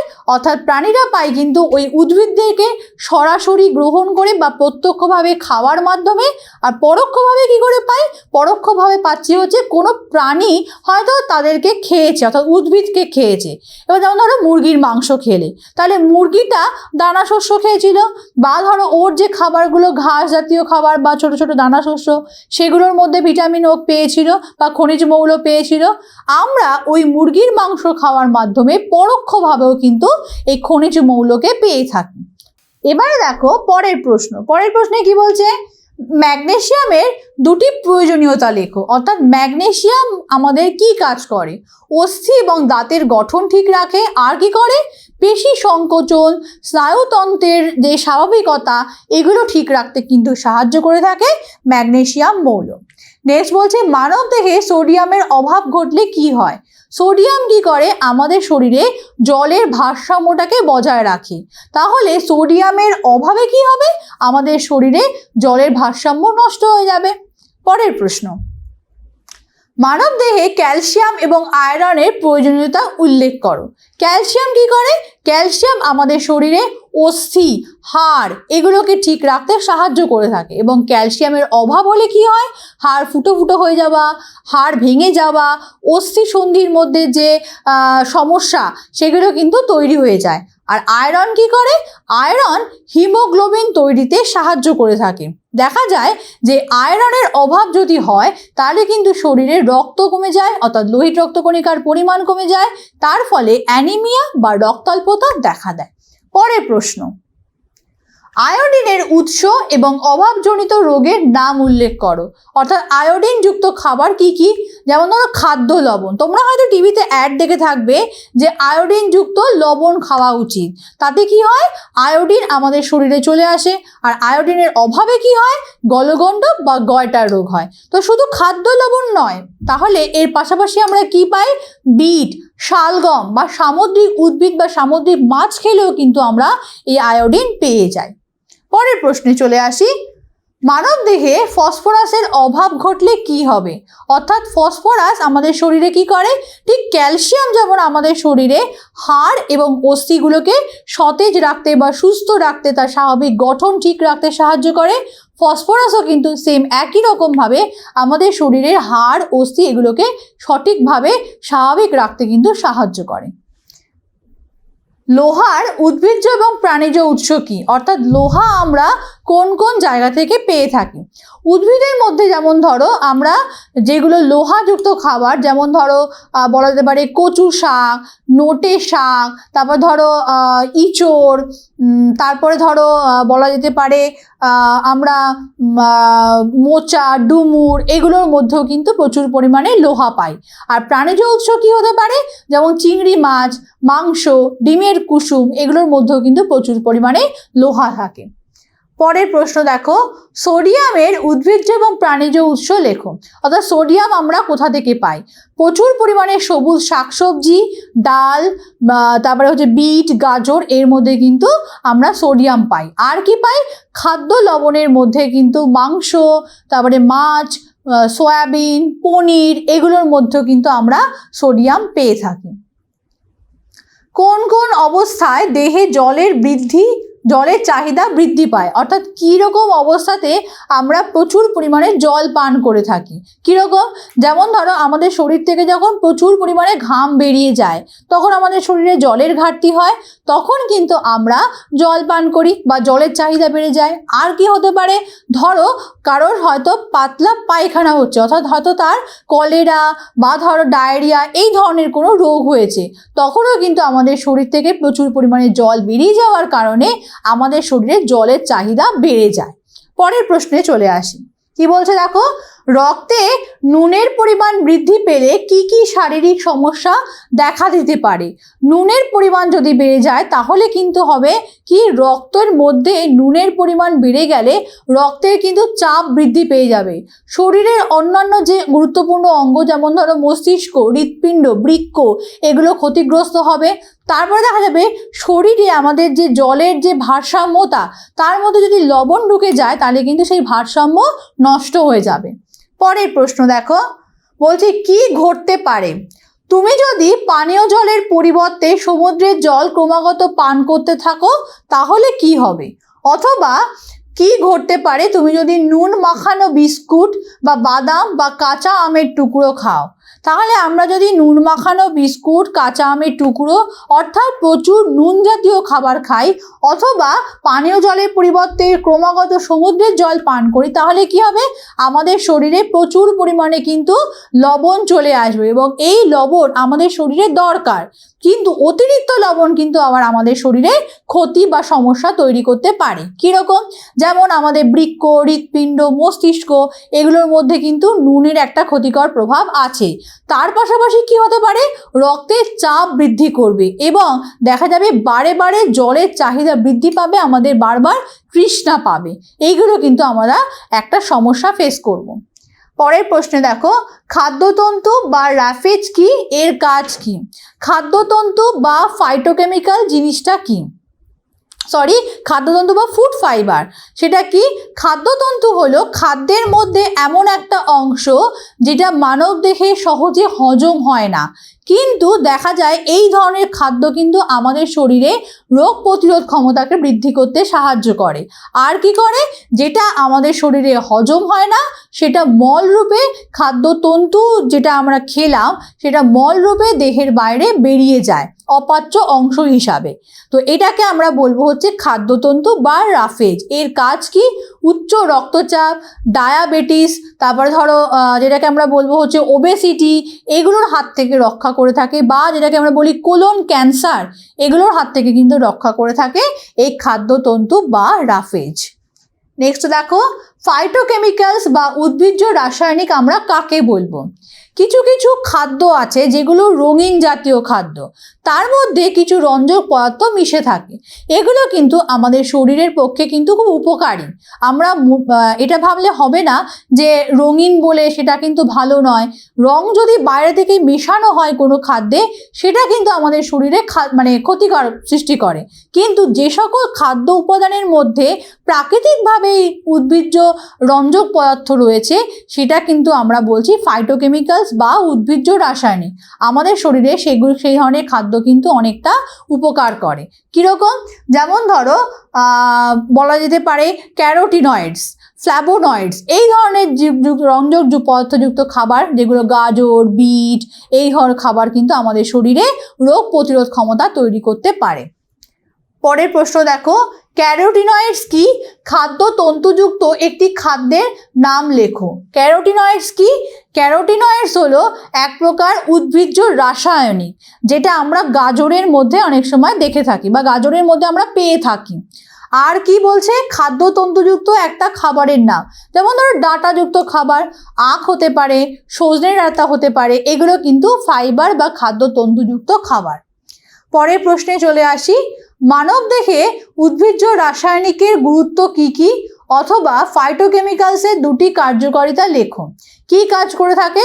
যেমন আমাদের হাড়কে শক্ত রাখে, ক্যান্সার হওয়ার সম্ভাবনা কমিয়ে দেয়, তারপর ধরো আমাদের মানব দেহ মানে খুব তাড়াতাড়ি হয়তো বুড়ো হয়ে যায়, তো সেই বুড়ো হয়ে যাওয়ার হাত থেকে কিন্তু রক্ষা করে এই উদ্ভিজ্জ রাসায়নিক বা ফাইটোকেমিক্যাল। দেখো নেক্সট প্রশ্ন, কোন কোন খাদ্য উপাদানগুলি তোমাদের অবশ্যই খেতে হবে যদি তোমরা সুস্থ থাকতে চাও? তাহলে আমাদের সুস্থ থাকতে গেলে কি করতে হবে? আমাদের যে খাদ্য উপাদানগুলো আছে কি কি, যেমন কার্বোহাইড্রেট,